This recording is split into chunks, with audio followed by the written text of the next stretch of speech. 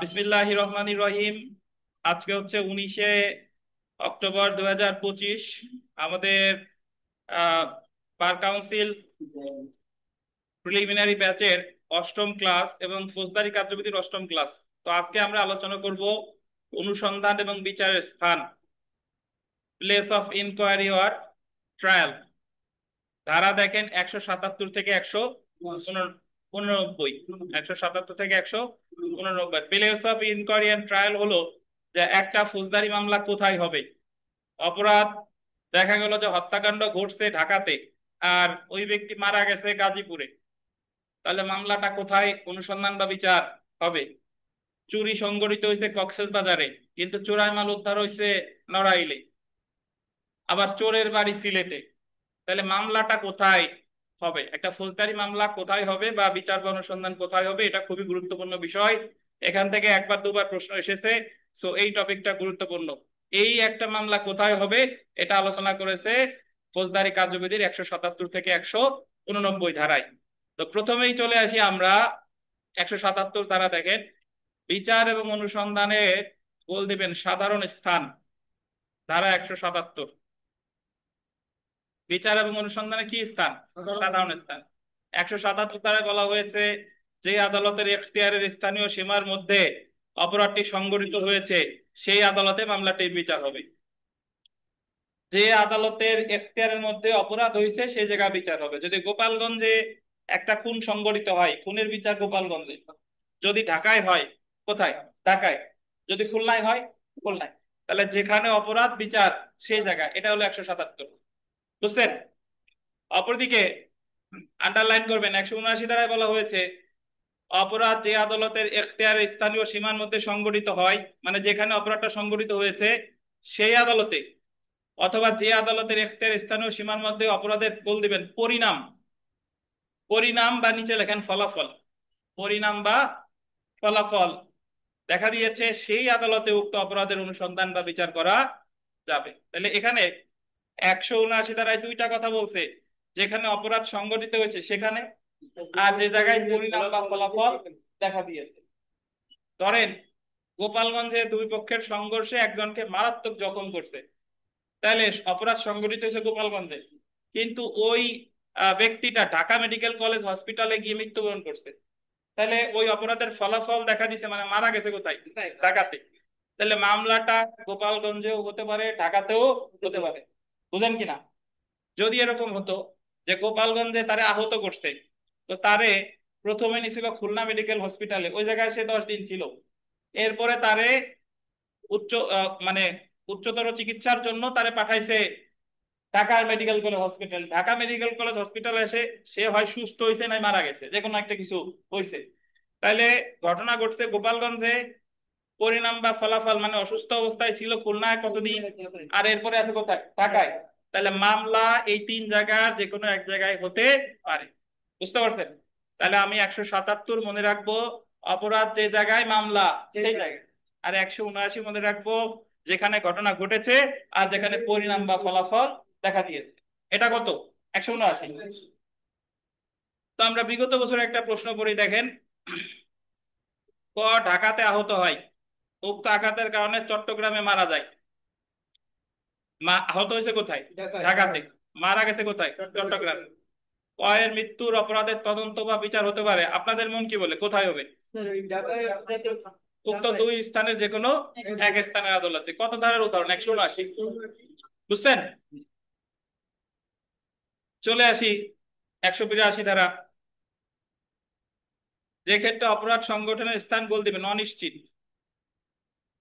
এমন অবস্থা তৈরি হতে পারে যে অপরাধটা কোথায় ঘটছে এটা অনিশ্চিত, এটা বোঝা যাচ্ছে না। অনেক সময় এরকম হয় যে ঢাকায় এক জায়গায় একটা ছিনতাইকারী একজনের একটা ধরেন সোনার হার বা মোবাইল নিয়ে গেছে। তো সে ধরেন গুলশান থানায় গিয়ে বলতেছে, গুলশান থানা বলতেছে যে এই ঘটনা যে জায়গা ঘটছে এটা হলো বনানীর মধ্যে। আবার বনানী থানায় গেছে, বনানীর থানা বলতেছে যে জায়গা ঘটছে এটা হলো গুলশানের মধ্যে। মানে তারে মোটামুটি দুই জায়গা দিয়ে ঘোরাচ্ছে, কোথাও নিচ্ছে না। বাট অ্যাকচুয়ালি যদি এরকম অনিশ্চয়তা দেখা দেয় যে কোন জায়গায় অ্যাকচুয়ালি ঘটনাটা ঘটছে, তাহলে যতগুলা নিয়ে সন্দেহ হচ্ছে, অনিশ্চয়তা আছে, তার যে কোনো এক জায়গায় মামলা হতে পারে। তাহলে ওই মামলাটা গুলশান থানায় হতে পারে অথবা বনানী থানায় হতে পারে। তখন ওই ওসি সাহেবরে এই ফৌজদারি কার্যবিধির 182 ধারার রেফারেন্স দিতে হবে যে অনিশ্চয়তা দেখা দিলে যে কোনো এক জায়গায় মামলা করা যাবে, কোনো সমস্যা নাই। এই যে দেখেন, ফৌজদারি কার্যবিধির 182 ধারা অনুযায়ী যখন এটা অনিশ্চিত যে কতিপয় স্থানীয় এলাকার মধ্যে কোন এলাকায় অপরাধ সংঘটিত হয়েছে, দেখছেন কতিপয় এলাকার মধ্যে কোথায় অপরাধ সংঘটিত হয়েছে, বা যখন কোনো অপরাধ আংশিক একটি এলাকায় এবং বাকিটা একটি স্থানীয় এলাকায় এবং বাকিটা অন্য স্থানীয় এলাকায় সংঘটিত হয়েছে, মানে আংশিক ঘটছে এক জায়গায়, আংশিক ঘটছে আরেক জায়গায়। সো আপনি যদি বলেন স্যার আংশিক এক জায়গায় আংশিক আর অন্য জায়গায় কেমনে হয়, কে হয় না? ধরেন আপনি একজনকে গুলি করছেন, সে মোটর সাইকেলে যাচ্ছে, আপনিও মোটর সাইকেলে, সেও মোটর সাইকেলে, তো গুলি করছিলেন। ওই সেম উদাহরণ দিই যে গুলি যখন করছেন তখন বনানীর মধ্যে, আর তারে পাল্টা দেওয়া করতে করতে করতে করতে মেরে ফেলাইছেন যে গুলশানের মধ্যে।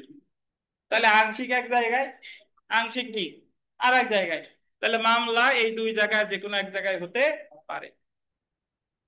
যে ক্ষেত্রে অপরাধটি চলমান এবং একের অধিক এলাকায় সংঘটিত হতে থাকে। অপরাধটি চলমান, চলমান মানে হলো ধরেন একদল ডাকাত ঢাকা থেকে কক্সবাজারগামী ট্রেনে উঠেছে এবং তারা ঢাকা থেকেই কমলাপুর রেলওয়ে স্টেশন থেকে মোটামুটি ডাকাতি করা শুরু করছে। করতে করতে করতে করতে করতে কক্সবাজার গিয়ে তারা নামছে বা কক্সবাজার গিয়ে ধরা পড়ছে, যাই হোক। তাহলে এই ট্রেনটা ঢাকা থেকে শুরু করে যতগুলো জেলার মধ্যে দিয়ে গিয়েছে, অপরাধটা কি ছিল? চলমান ছিল। তাহলে এই অপরাধটা যে কোনো, এই অপরাধের বিচার এই সকল জেলার যে কোনো এক জায়গায় হতে পারে। তারপরে দেখেন, যে ক্ষেত্রে অপরাধটি বিভিন্ন স্থানীয় এলাকায় সংগঠিত কতিপয় কার্যের সমষ্টি, মানে আপনি অপরাধটা বিভিন্ন জায়গায় করছেন, বাট আপনার মূল উদ্দেশ্য ছিল একটা। 2005-06 সালের দিকে জেএমবি সারা বাংলাদেশের 64 জেলায় একসাথে বোমা বর্ষণ করছিল একই সময়ে, একই সময়ে সারা বাংলাদেশের 64 জেলায় বোমা পাঠাইছে। তাহলে এই তাদের কতিপয় কার্যের সমষ্টি হচ্ছে একটা অপরাধ। তাহলে তাদের বিরুদ্ধে মামলা যে কোনো এক জায়গায় হতে পারে। বুঝতে পেরেছেন? তাহলে আমরা 182-তে কি পেলাম? যে যদি অনিশ্চয়তা থাকে, যদি আংশিক এক জায়গায় আংশিক আর এক জায়গায়, যদি অপরাধ চলমান থাকে, আর বিভিন্ন স্থানীয় এলাকায় কতিপয় কার্যের সমষ্টি, সেই ক্ষেত্রে উক্ত অপরাধ বা অপরাধটি অনুসন্ধান বা বিচার এমন এলাকার এখতিয়ার প্রয়োগকারী যে কোনো আদালতে করতে পারবে। বুঝতে পারছেন? তা খুব সহজ। অপরাধ যে জায়গায় মামলা সেই জায়গায় 177, অপরাধ যে জায়গায় পরিণাম বা ফলাফল যে জায়গায় সেই জায়গায় মামলা করা যাবে 179, অপরাধ সংগঠনের স্থান অনিশ্চিত হলে, অপরাধ চলমান থাকলে, অপরাধ আংশিক এক জায়গায় আংশিক আরেক জায়গায় হইলে কত? 182। বিগত বছর একটা প্রশ্ন দেখেন, 1 নম্বর প্রশ্ন, অপরাধ সংগঠনের স্থান বলতেন অনিশ্চিত হলে অনুসন্ধান বা বিচারের স্থান কোন আইনের কত ধারায়? ফৌজদারি, অনিশ্চিত হলে ফৌজদারি কার্যবিধি কত ধারা? 182। পাইছেন? আমরা আর একটা গুরুত্বপূর্ণ ধারায় চলে আসি, বাংলাদেশের বাইরে সংগঠিত অপরাধের দায়, ধারা কত? 188। এখানে ব্রাকেটে লিখে রাখেন অতিরাষ্ট্রিক প্রয়োগ, অতি সরেওয়া তৈরস্যি,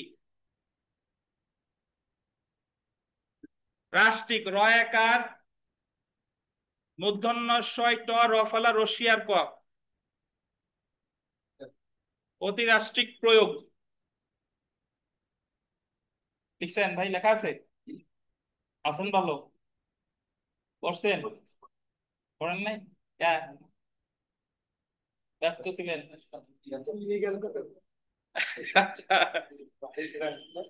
আচ্ছা, অতিরাষ্ট্রিক প্রয়োগ কথাটার অর্থ কি? অতিরাষ্ট্রিক মানে হলো রাষ্ট্রের বাইরে, রাষ্ট্রের কি বাইরে। অতিবৃষ্টি মানে কি? অনেক বৃষ্টি হয়েছে না? অতি চালাক মানে কি? খুব চালাক। তাহলে অতিরাষ্ট্রিক মানে হলো রাষ্ট্রের বাইরে। আচ্ছা, তো আমাদের এই ফৌজদারি কার্যবিধির 188 ধারা এবং দণ্ডবিধির 4 ধারা হুবহু এক। ফৌজদারি কার্যবিধির 88 ধারা, দণ্ডবিধির কত ধারা? 4 ধারা। একটু যদি পড়ি দেখেন, ফৌজদারি কার্যবিধির 188 ধারা এবং দণ্ডবিধির 4 ধারা উভয় একই বিষয় নিয়ে আলোচনা করেছে। ফৌজদারি কার্যবিধির 188 ধারা এবং দণ্ডবিধির 4 ধারা বাংলাদেশের বাইরে, আন্ডারলাইন করেন, বাংলাদেশের বাইরে সংগঠিত অপরাধের ক্ষেত্রে বাংলাদেশের নাগরিক, গোল দিবেন, বাংলাদেশের নাগরিক এবং বাংলাদেশের নাগরিক নয় এমন যে কোনো ব্যক্তির ক্ষেত্রে ফৌজদারি আদালতের এখতিয়ার প্রয়োগের অনুমতি দিয়েছে।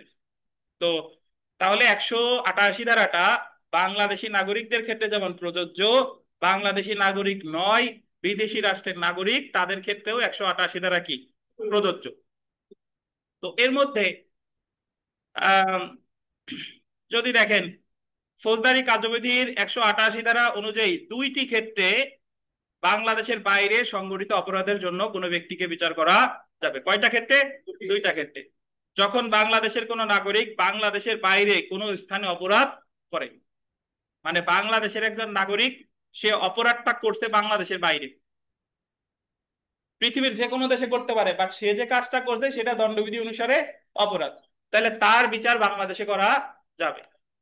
পরেরটা দেখেন, যখন কোনো ব্যক্তি বাংলাদেশি বা বিদেশি বাংলাদেশে নিবন্ধিত কোনো জাহাজ বা বিমানে, মানে একজন ব্যক্তি সে বাংলাদেশি হোক বা বিদেশি হোক, সে অপরাধটা করছে বাংলাদেশে নিবন্ধিত কোনো জাহাজ বা বিমানে, তার যেখানেই থাকে না কেন কোনো অপরাধ করে, তাহলে এখানে মনে রাখেন বাংলাদেশি নিবন্ধিত কোনো জাহাজ বা উড়োজাহাজ যেটা বাংলাদেশি নিবন্ধিত, ইউএস বাংলা, বাংলাদেশ বিমান, তারপরে আর কি কি আছে, যাই হোক না কেন বাংলাদেশি নিবন্ধিত জাহাজ বা উড়োজাহাজ, সেটা পৃথিবীর যেখানেই থাকুক না কেন মনে রাখতে হবে ওইটা একখণ্ড বাংলাদেশ, এবং ওইটার ভিতরে বাংলাদেশি নাগরিক অপরাধ করুক আর বিদেশি নাগরিক অপরাধ করুক তার বিচার বাংলাদেশে করা যাবে।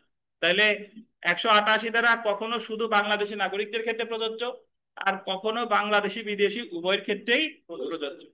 আর ফৌজদারি কার্যবিধির 188 ধারা দণ্ডবিধির কত ধারার সমান? 4 ধারার সমান। যদি বলে ফৌজদারি কার্যবিধির অতিরাষ্ট্রিক প্রয়োগ আলোচনা করা হয়েছে কত ধারায়? 188 ধারায়। আর দণ্ডবিধির কত ধারা?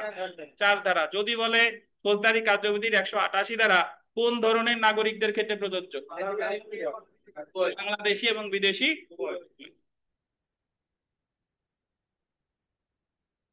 তো সেলফ প্র্যাকটিসের 1 নম্বর প্রশ্নটা দেখেন, অপরাধ বিচার এবং অনুসন্ধানে ফৌজদারি আদালতের সাধারণ আঞ্চলিক এখতিয়ার সম্পর্কিত বিধান, সাধারণ আঞ্চলিক এখতিয়ার কত ধারা? 177 ধারা। 4 5 নম্বর প্রশ্নটা আমরা একটু পড়বো, দেখেন, এক আদালতের এখতিয়ারের মধ্যে সংগঠিত, সংঘটিত, ঠ আছে, ট লেখেন, ট, সংঘটিত কি হবে? ঠর জায়গায় কি লিখবেন? ট।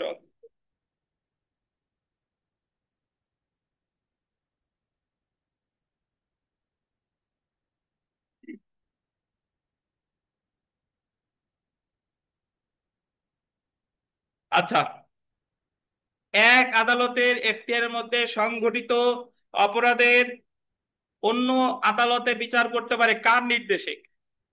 এ জায়গা কে বলছে? সরকার। ডান সাইডে কত ধারা দেখেন? 100 কত? 78। এইটার ব্যাখ্যা একটু জানা দরকার। ধরেন অপরাধ হয়েছে গোপালগঞ্জে, আর অপরাধ হয়েছেও গোপালগঞ্জে, পরিণাম বা ফলাফলও গোপালগঞ্জে, মামলা কোথায় হবে? গোপালগঞ্জে অপরাধ হয়েছে,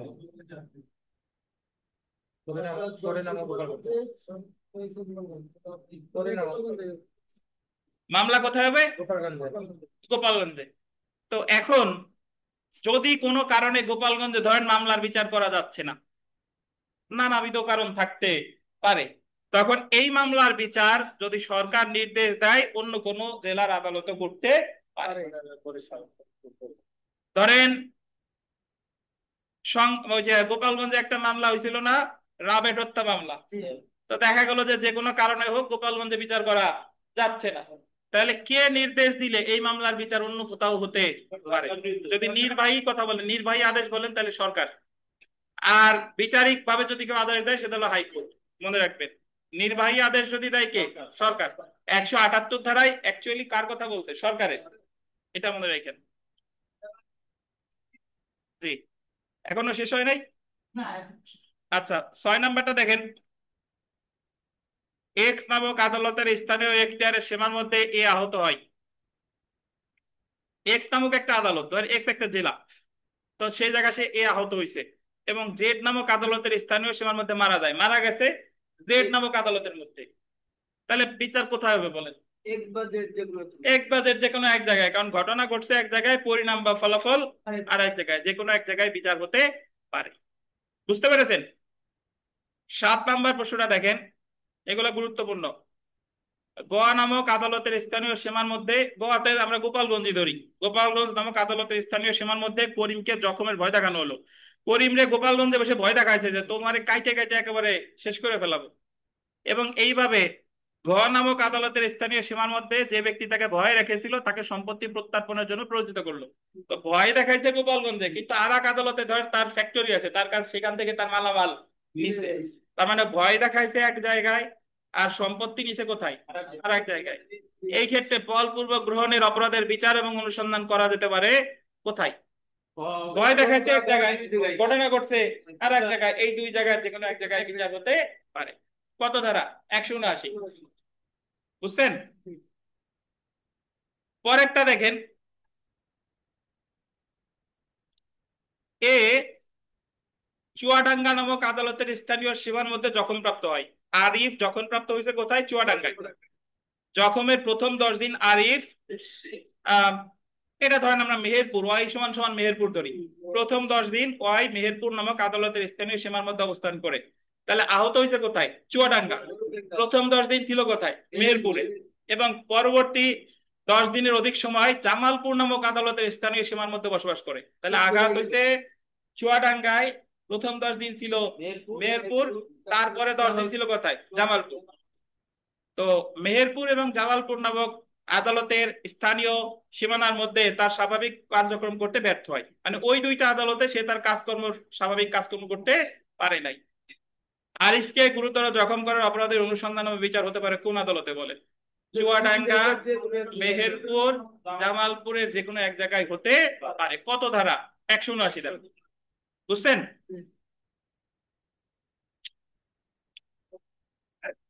এখানে 9, 10, 11 তিনটা প্রশ্নই ভিভিআই।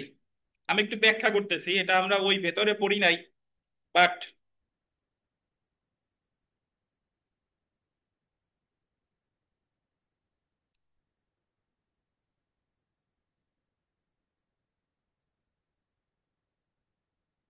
অপরাধজনক আত্মসাৎ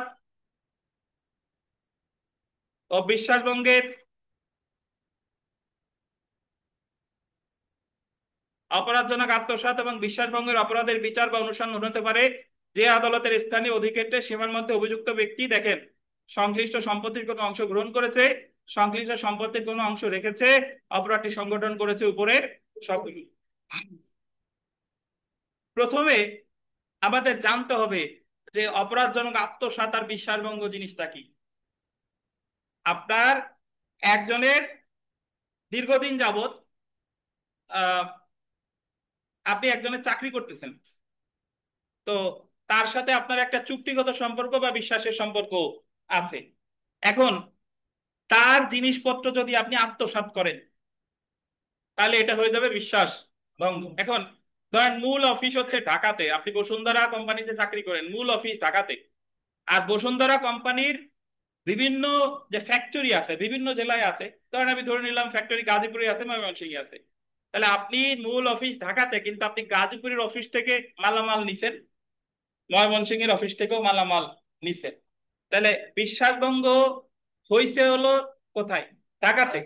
আর মালামাল গুলো নিছে কোথায়? গাজীপুর অথবা ময়মনসিংহে। ওখান থেকে নিয়ে আবার রাখছে ধরেন সিলেট অথবা আরেক জায়গায় পঞ্চগড়ে। তাহলে এই যে যে জায়গায় অপরাধ ঘটছে, যে জায়গা থেকে সম্পত্তি নিছে, যে জায়গায় সম্পত্তি রাখছে, যে কোনো এক জায়গায় মামলা হতে পারে। এই যে দেখেন, অপরাধজনক আত্মসাৎ বিশ্বাসভঙ্গের যে কোনো অপরাধের বিচার বা অনুসন্ধান হতে পারে যে আদালতের স্থানীয় অধিক্ষেত্রের সীমার মধ্যে অভিযুক্ত ব্যক্তি কোনো সম্পত্তির কোনো অংশ গ্রহণ করেছে, কোনো অংশ রেখেছে বা অপরাধ সংগঠন করেছে। উপরে কি বলেন? সবগুলো। তারপরে আমরা চলে আসি 10 নাম্বারটা, চুরির অপরাধ বা চোরাই মাল দখল সম্পর্কিত অপরাধের বিচার হবে কোন অপরাধ, কোন আদালতে? চুরির অপরাধ। ভাই, চুরি করছে ঢাকাতে, কিন্তু ওই চোরাই মালটা উদ্ধার হয়েছে চট্টগ্রামে। তাহলে এটা চোর কোন জায়গায় বাস করে তা দিয়ে দরকার নাই, দেখতে হবে চুরি ঘটছে কোথায় আর চোরাই মাল উদ্ধার হয়েছে কোথায়। এই দুই জায়গার যে কোনো এক জায়গায় বিচার হতে পারে, বা তিন জায়গাও হতে পারে।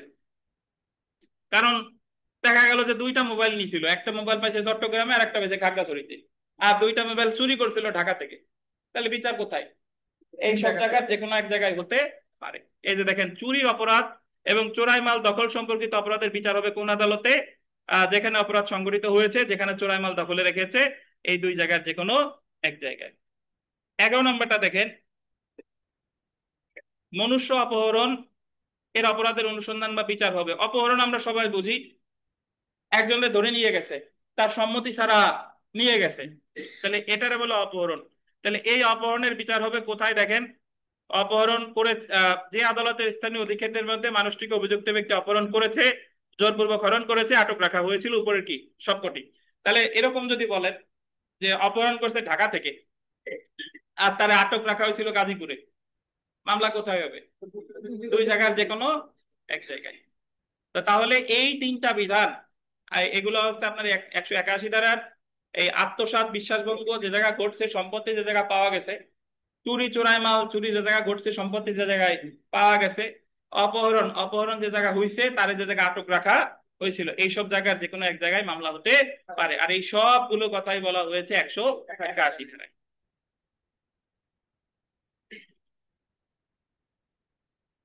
12 নাম্বার প্রশ্নটা, এটা আমরা মোটামুটি জানি। 12 নাম্বার পরের, এই যে যে 12 এর পরে আর একবারও আছে, দেখেন পাইছেন? ওই যে দুই বা ততোধিক, এটা দেখছেন? দুই বা ততোধিক আদালতের কোনটিতে কোনো অপরাধের অনুসন্ধান বা বিচার অনুষ্ঠিত হবে, এরূপ কোনো প্রশ্ন দেখা দিলে, দুই বা ততোধিক শব্দটা বললেন, দুই বা ততোধিক আদালতের কোনটিতে কোনো অপরাধের অনুসন্ধান বা বিচার অনুষ্ঠিত হবে, এরূপ কোনো প্রশ্ন দেখা দিলে এই ব্যাপারে সিদ্ধান্ত গ্রহণ করবে কে? হাইকোর্ট বিভাগ। সো 185 এটার সাথে 178-এর মিল আছে।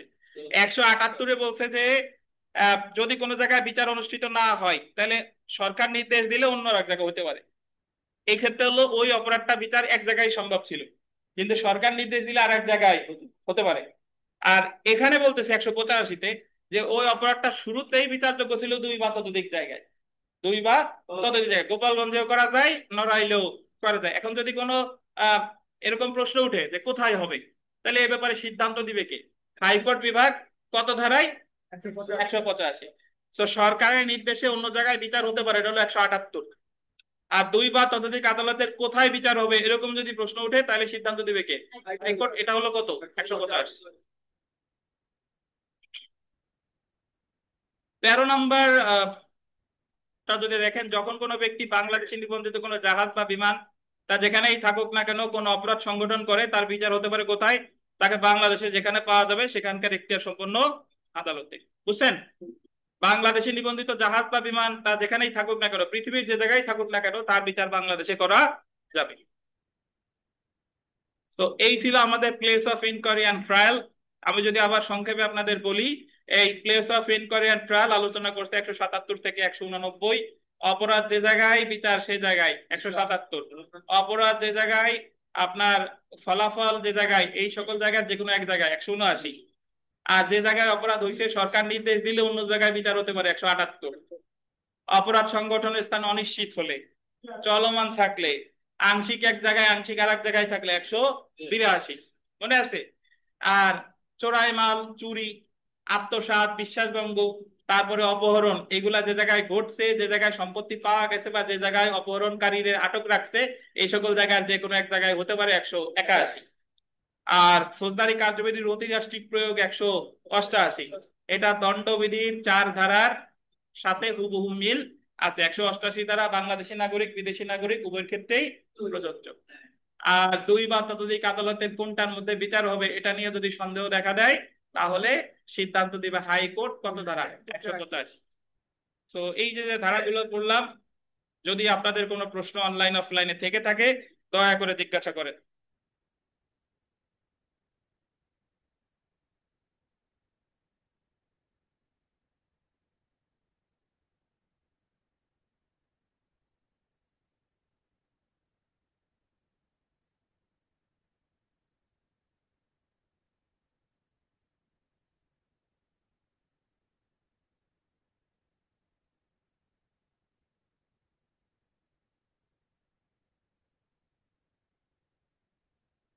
কোনো প্রশ্ন আছে ভাই, না সবাই বুঝে গেছেন?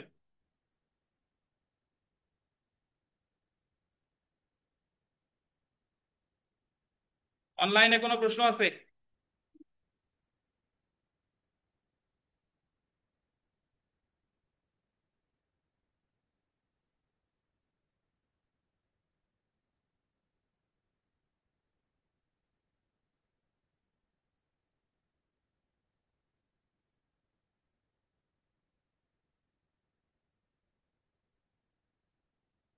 ওকে, তো ঠিক আছে, ধন্যবাদ।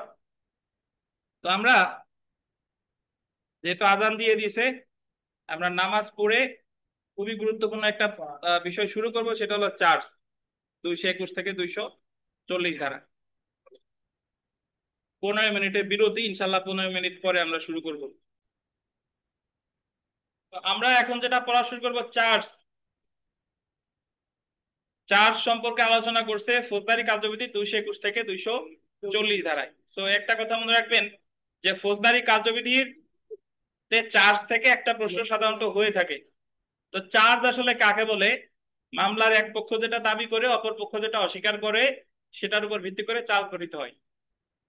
আর চার্জ ফৌজদারি মামলায় চার্জের আগের পর্যায়ে বলে অনুসন্ধান, আর চার্জ গঠনের পরে পর্যায়ে বলে বিচার। অর্থাৎ একটা মামলার বিচার শুরু হয়, সাক্ষ্য গ্রহণ পর্যায়ে শুরু হয় চার্জ গঠনের পরে।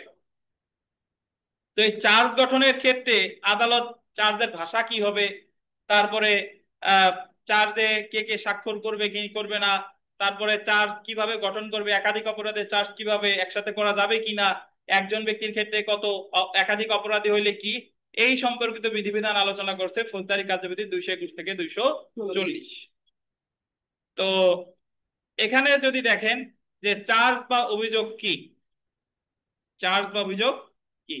চার্জ অর্থ হলো অভিযোগ। চার্জ অর্থ হলো কোনো ব্যক্তির বিরুদ্ধে লিখিত আকারে, গোল দিবেন, লিখিত আকারে আনুষ্ঠানিক অভিযোগ যে তিনি অপরাধ করেছে। সাধারণত ফৌজদারি মামলার ক্ষেত্রে জিজ্ঞাসা করে আসামিরে যে আপনার বিরুদ্ধে এত এত ধারায় চার্জ গঠন করা হলো, আপনি কি দোষী নাকি নির্দোষ? তখন সে দোষী বা নির্দোষ যেটা তার যৌক্তিক মনে হয় সেটা সে বলতে পারে। খুবই প্রাথমিক পর্যায়ে অভিযোগের ধরন সম্পর্কে জানার অধিকারী কোনো ব্যক্তির বিরুদ্ধে সুনির্দিষ্ট অভিযোগকে যথাযথভাবে প্রস্তুত করাই হলো চার্জ। ফৌজদারি কার্যবিধি 4-1-C ধারায় চার্জের সংজ্ঞা দেওয়া হয়েছে। তো ফৌজদারি কার্যবিধি 221 থেকে 240 ধারা পর্যন্ত অভিযোগের বিষয়বস্তু, গঠন প্রণালী এবং আদালতের ক্ষমতা সম্পর্কে বর্ণনা করা হয়েছে। এখন আমরা চলে আসি যে চার্জে কোন কোন বিষয় থাকা লাগবে। এটা দেখেন, চার্জে যে সকল বিষয় উল্লেখ করতে হবে বা চার্জের উপাদান, এটা আলোচনা করতে কত কত ধারা? 221, 222, 223। তো প্রথমে দেখেন যে চার্জে যে সকল বিষয় উল্লেখ করতে হবে সেগুলো ফৌজদারি কার্যবিধি 221, 22, 23 ধারায় উল্লেখ করা হয়েছে। 221 ধারা অনুসারে অভিযুক্তকে যে অপরাধের জন্য চার্জে আনা হয়েছে সেই অপরাধটি বা পর্যাপ্ত বিবরণ সহ অপরাধটির আন্ডারলাইন করবেন, সুনির্দিষ্ট নাম চার্জে দিতে হবে। সুনির্দিষ্ট নাম, এই কথাটার অর্থ কি? এই কথাটার অর্থ হলো যে কোন অপরাধ করছে, যে অপরাধ করছে সেই অপরাধের নাম লিখতে হবে। যদি কেউ চুরি করে থাকে তাহলে চুরি, ডাকাতি করে থাকলে ডাকাতি। এই অপরাধটা কিভাবে করছে সেই বিবরণ দরকার নাই। যদি বলে শীত কেটে ঘরের ভিতর গরু ছিল, গরু নিয়ে গেছে, এত কথা বলার দরকার নাই, জাস্ট চার্জে লিখবে কত চুরি করছে। বুঝছেন? তাহলে অপরাধের যদি সুনির্দিষ্ট নাম থাকে তাহলে নাম উল্লেখ করলেই যথেষ্ট। যে খুন করছে, খুন কেমনে করছে, গলায় ফাঁস দিয়ে করছে না গুলি করে করছে, এটা চার্জে না উল্লেখ থাকলেও চলবে। আচ্ছা, যে আইনে অপরাধটি সংজ্ঞায়িত করা হয়েছে সে আইনে অপরাধটির কোনো সুনির্দিষ্ট নাম দিলে অপরাধটি শুধুমাত্র সেই নামে চার্জে গণনা করা যেতে পারে। কিন্তু অপরাধটির গোল দিবেন কোনো সুনির্দিষ্ট নাম না দিলে অপরাধটির সংজ্ঞা এমন ভাবে থাকতে হবে যেন আসামি তার বিরুদ্ধে আনীত অভিযোগ সম্পর্কে সুস্পষ্টভাবে বুঝতে পারে। ধরেন আপনি এমন একটা অপরাধ করছেন যে অপরাধের নাম ওই আইনে সুনির্দিষ্টভাবে বলে দেওয়া হয় নাই।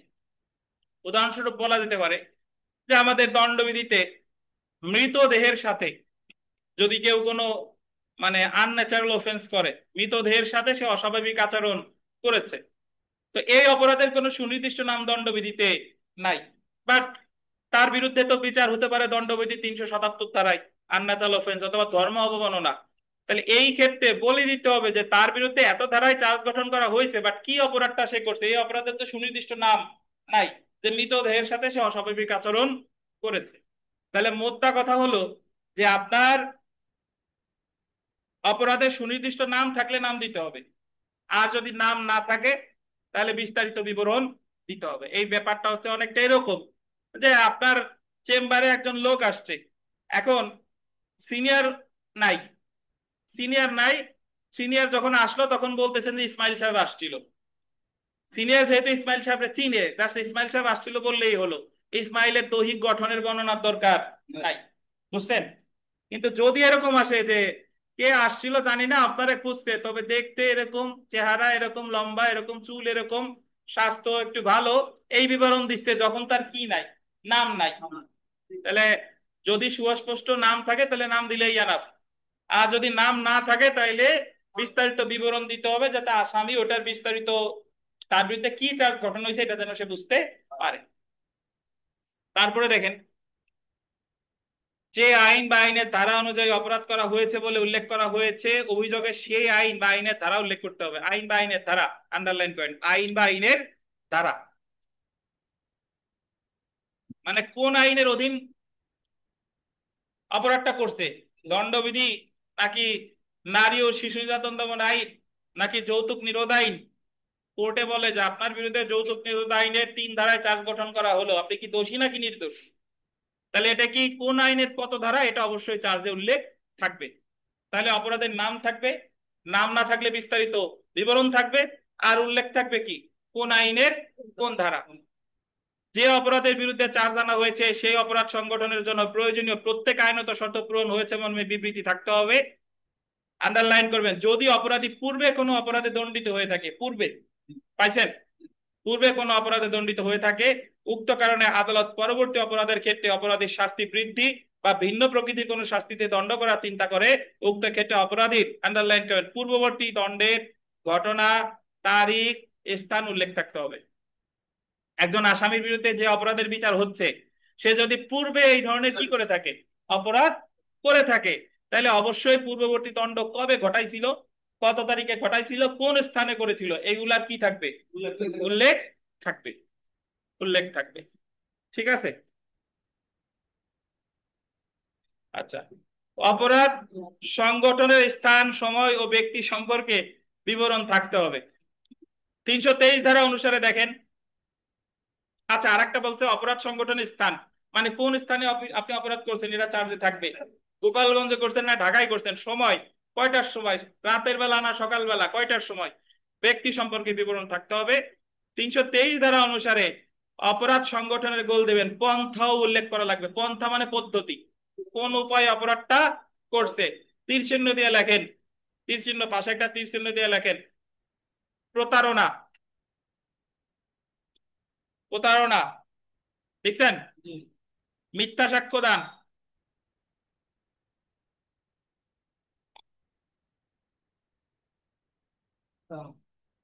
সরকারি কর্মচারীকে বাধা দেওয়া, প্রতারণা, মিথ্যা সাক্ষ্য দান, সরকারি কর্মচারীকে কি দেওয়া, বাধা দেওয়া।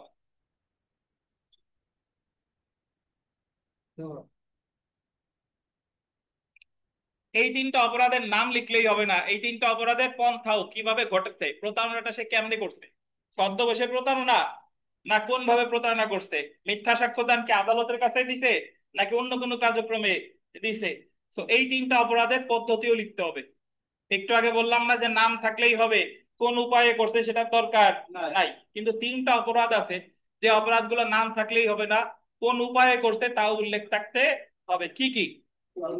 প্রতারণা, মিথ্যা সাক্ষ্য দান, সরকারি কর্মচারীকে বাধা দেওয়া। বুঝতে পেরেছেন?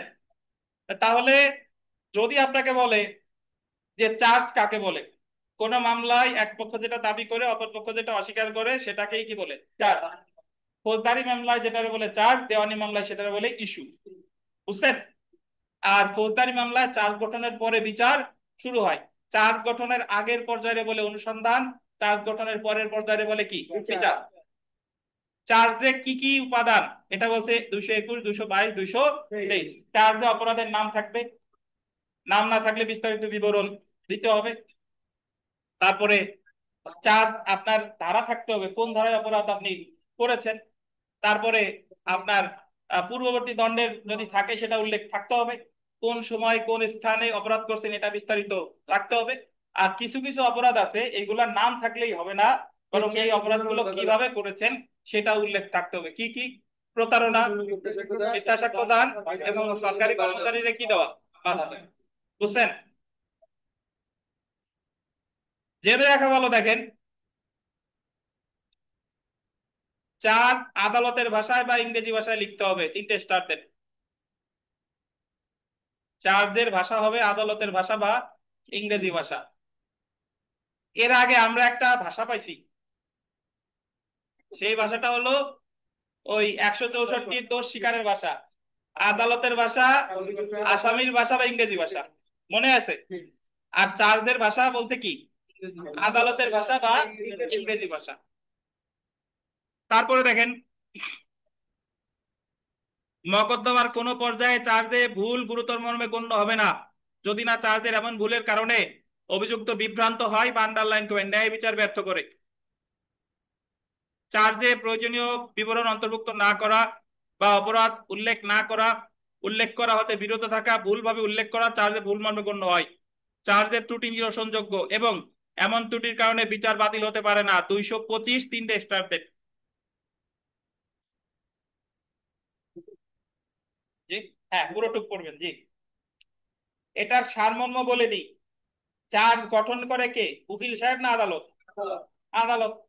এই যে এতক্ষণ ধরে বললাম যে অপরাধের নাম, কোন স্থানে করছে, পূর্ববর্তী দণ্ড, তারপরে কোন উপায় করছে, এগুলো সব লিখবে কে, আদালত। এখন কোনো কিছু লিখতে গিয়ে, ধরেন হত্যা সংগঠিত হয়েছে 20 জানুয়ারি, বিচারক ভুল করে লিখে ফেলছে 21 জানুয়ারি।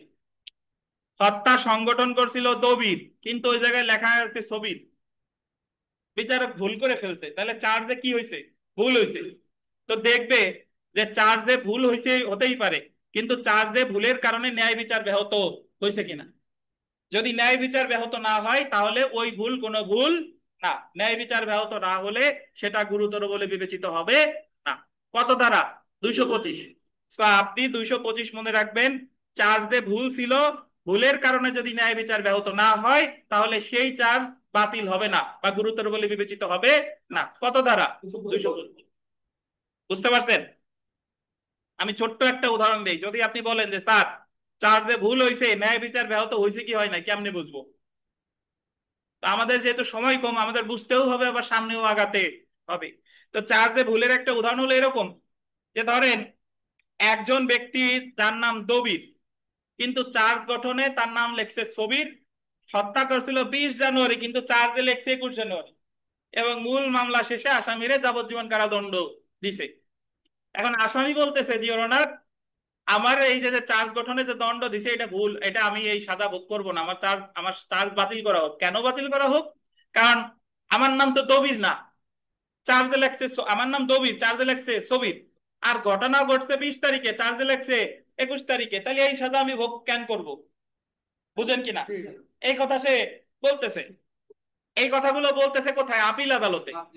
কারণ মূল আদালত তো তার সাজা দিয়ে দিচ্ছে, আপিলে গিয়ে বলতেছে যে আমার চার্জ ঠিকঠাক ভাবে গঠন করা হয় নাই। এইটুকু বুঝছেন? তো সে দাবি করতেছে যে আমার আমার ন্যায় বিচার ব্যাহত হয়েছে, আমার চার্জ বাতিল করা হোক। কারণ আদালত বলতেছে যে দবির সাহেব, ধরলাম আপনি দবির, আপনার এই যে যে আদালত যে ভুল করছে এটা গুরুতর বলে বিবেচিত হবে না। কেন হবে না? কারণ চার্জ গঠনে সে ভুল করছে ঠিক আছে, বাট চার্জের আগে যে তদন্ত, অনুসন্ধান, তারপরে আপনি যে বিভিন্ন জায়গায় জামিনের আবেদন করতেন, সব জায়গায় তো দবিরই লেখা। আর আপনি তো একটা হত্যাকাণ্ডের জন্যই অভিযুক্ত। সো আপনি এই জায়গায় চার্জ গঠনে যে ভুলটা করছে এটা হলো ক্লারিক্যাল মিস্টেক, এটা তেমন কোনো ভুল হয় নাই। আর আপনি তো একটা হত্যাকাণ্ডের জন্য অভিযুক্ত, এটা তো সত্য। তো এই জায়গায় তারিখ আর নামের ভুলের কারণে তেমন কোনো সমস্যা নাই। কারণ আপনি অনুসন্ধান পর্যায়ে নিজের দবির হিসেবেই দাবি করছেন। ওই সময় তো আপনি জামিন নিছেন, চার্জশিটে নাম আসছে, সব জায়গায় তো দবিরই লেখা। আর এই যে এতকাল ধরে যে সাক্ষ্য গ্রহণ চললো, এই সময় আপনি কোনো আপত্তি করলেন না। এখন সাজা যখন দেয়া হয়ে গেছে, এখন এসে আপনি আপত্তি করতেছেন। তো এই জায়গায় আদালত যে ভুলটা করছে এটা হচ্ছে করণিক ভুল ছাড়া কিছুই না, এবং এই কারণে ন্যায় বিচার কি ব্যাহত হয় নাই। তো চার্জ গঠনে যদি গুরুতর মানে যদি ভুল থাকে এবং ভুলের কারণে যদি ন্যায় বিচার ব্যাহত কি না হয়, তাহলে সেটা গুরুতর বলে বিবেচিত হবে না। কত দ্বারা? 225। বুঝছেন? আচ্ছা, এই 225-এর হুবহু উল্টা হলো 232। চার্জ গঠনে যদি ভুল থাকে এবং ভুলের কারণে যদি ন্যায় বিচার ব্যাহত হয়, তাহলে সেটা গুরুতর বলে বিবেচিত হবে। এটা হলো 232। 25-এ হলো গুরুতর বলে বিবেচিত হবে না ভুল থাকলেও, আর 32-এ হলো কি গুরুতর বলে বিবেচিত হবে। এটা কত? 230। জি। তারপরে দেখেন, ফৌজদারি কার্যবিধির আন্ডারলাইন করবেন 227 ধারা অনুসারে গোল দিবেন রায় ঘোষণার পূর্ব পর্যন্ত। কি ঘোষণার পূর্ব পর্যন্ত? রায় ঘোষণার পূর্ব পর্যন্ত আদালত যে কোনো সময় চার্জ গোল দিবেন পরিবর্তন বা সংযোজন করতে পারে। যদি পরীক্ষায় প্রশ্ন আসে যে চার্জ পরিবর্তন করা যায় কখন, রায় ঘোষণার পূর্ব পর্যন্ত। কত ধারায়? 227 ধারায়। রায় ঘোষণার পূর্ব পর্যন্ত চার্জ কি করা যায়? পরিবর্তন করা যায়, সংযোজন করা যায়। পরিবর্তন কেমনে দেখেন, চার্জ গঠন করছিল 279 ধারায়, পরে জানা গেল সে ঘরে চুরি করছে, তাহলে 79 কাট দিয়ে বাদ দিয়ে 380। বুঝছেন? এটা হলো পরিবর্তন, একটা বাদ দিয়া আর একটা। সংযোজন কিভাবে?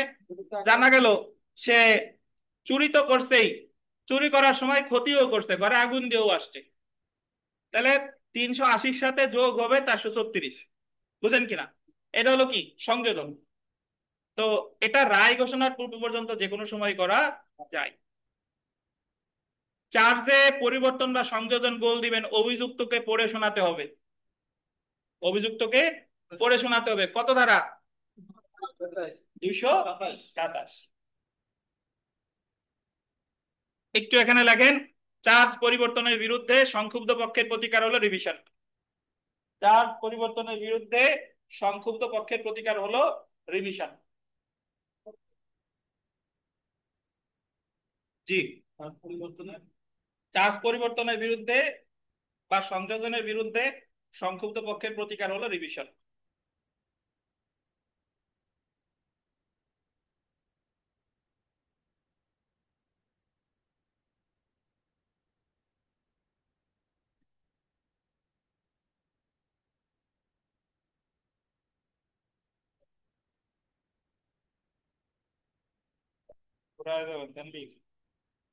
সংক্ষুব্ধ পক্ষের প্রতিকার হলো কি বলেন?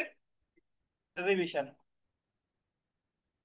এখন এই রিভিশনটা কে করবে? প্রশ্ন হলো, এই রিভিশনটা বাদীও করতে পারে, আসামিও করতে পারে, যে সংক্ষুব্ধ হবে সে।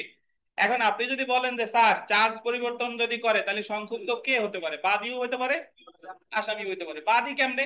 চার্জ গঠন আগে ছিল 380 দ্বারাই, পরে বাদ দিয়ে চার্জ গঠন করতে 379, তাহলে 80-র সাজা কত? 7 বছর, আর 79-র সাজা 3 বছর। তাহলে এই জায়গায় সংক্ষুব্ধ হবে কে? বাদী। আর যদি উল্টা করে, যে চার্জ গঠন করছিল 379-তে, পরে চার্জ গঠন করছে 80-তে, তাহলে সংক্ষুব্ধ কে? আসামি। বুঝছেন?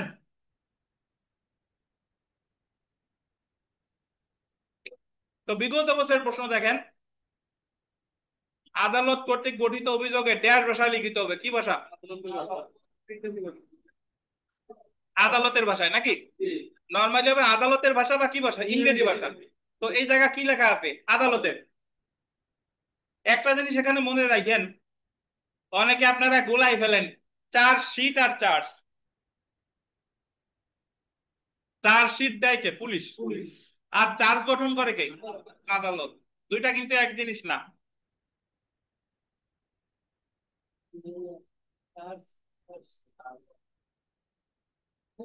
2 নম্বর প্রশ্নটা দেখেন, ক এর বিরুদ্ধে চুরির অভিযোগে চার্জ গঠনের ক্ষেত্রে তার বিরুদ্ধে ফৌজদারি আদালত প্রদত্ত নিম্নের কোন রায়টি প্রাসঙ্গিক?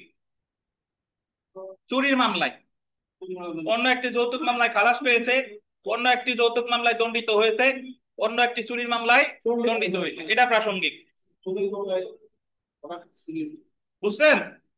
স্যার আমি একটা প্রশ্ন করি স্যার। হ্যাঁ বলেন। এই দিকে তো লেখলো মানে যৌতুক তো বাদই, এদিকে দেখবে তো কয়েকটি মানে অন্য একটি চুরি মামলা দণ্ডিত হয়েছে, হুম আবার সেম কথা লেখা খালাসি পেয়েছে। হুম তাহলে এই দণ্ডিত হলো, তাহলে খালাসি কথা হলো না কেন?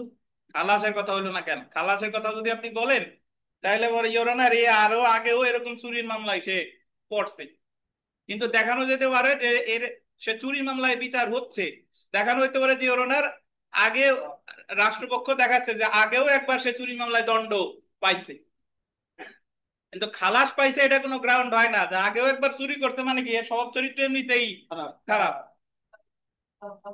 বুঝছেন?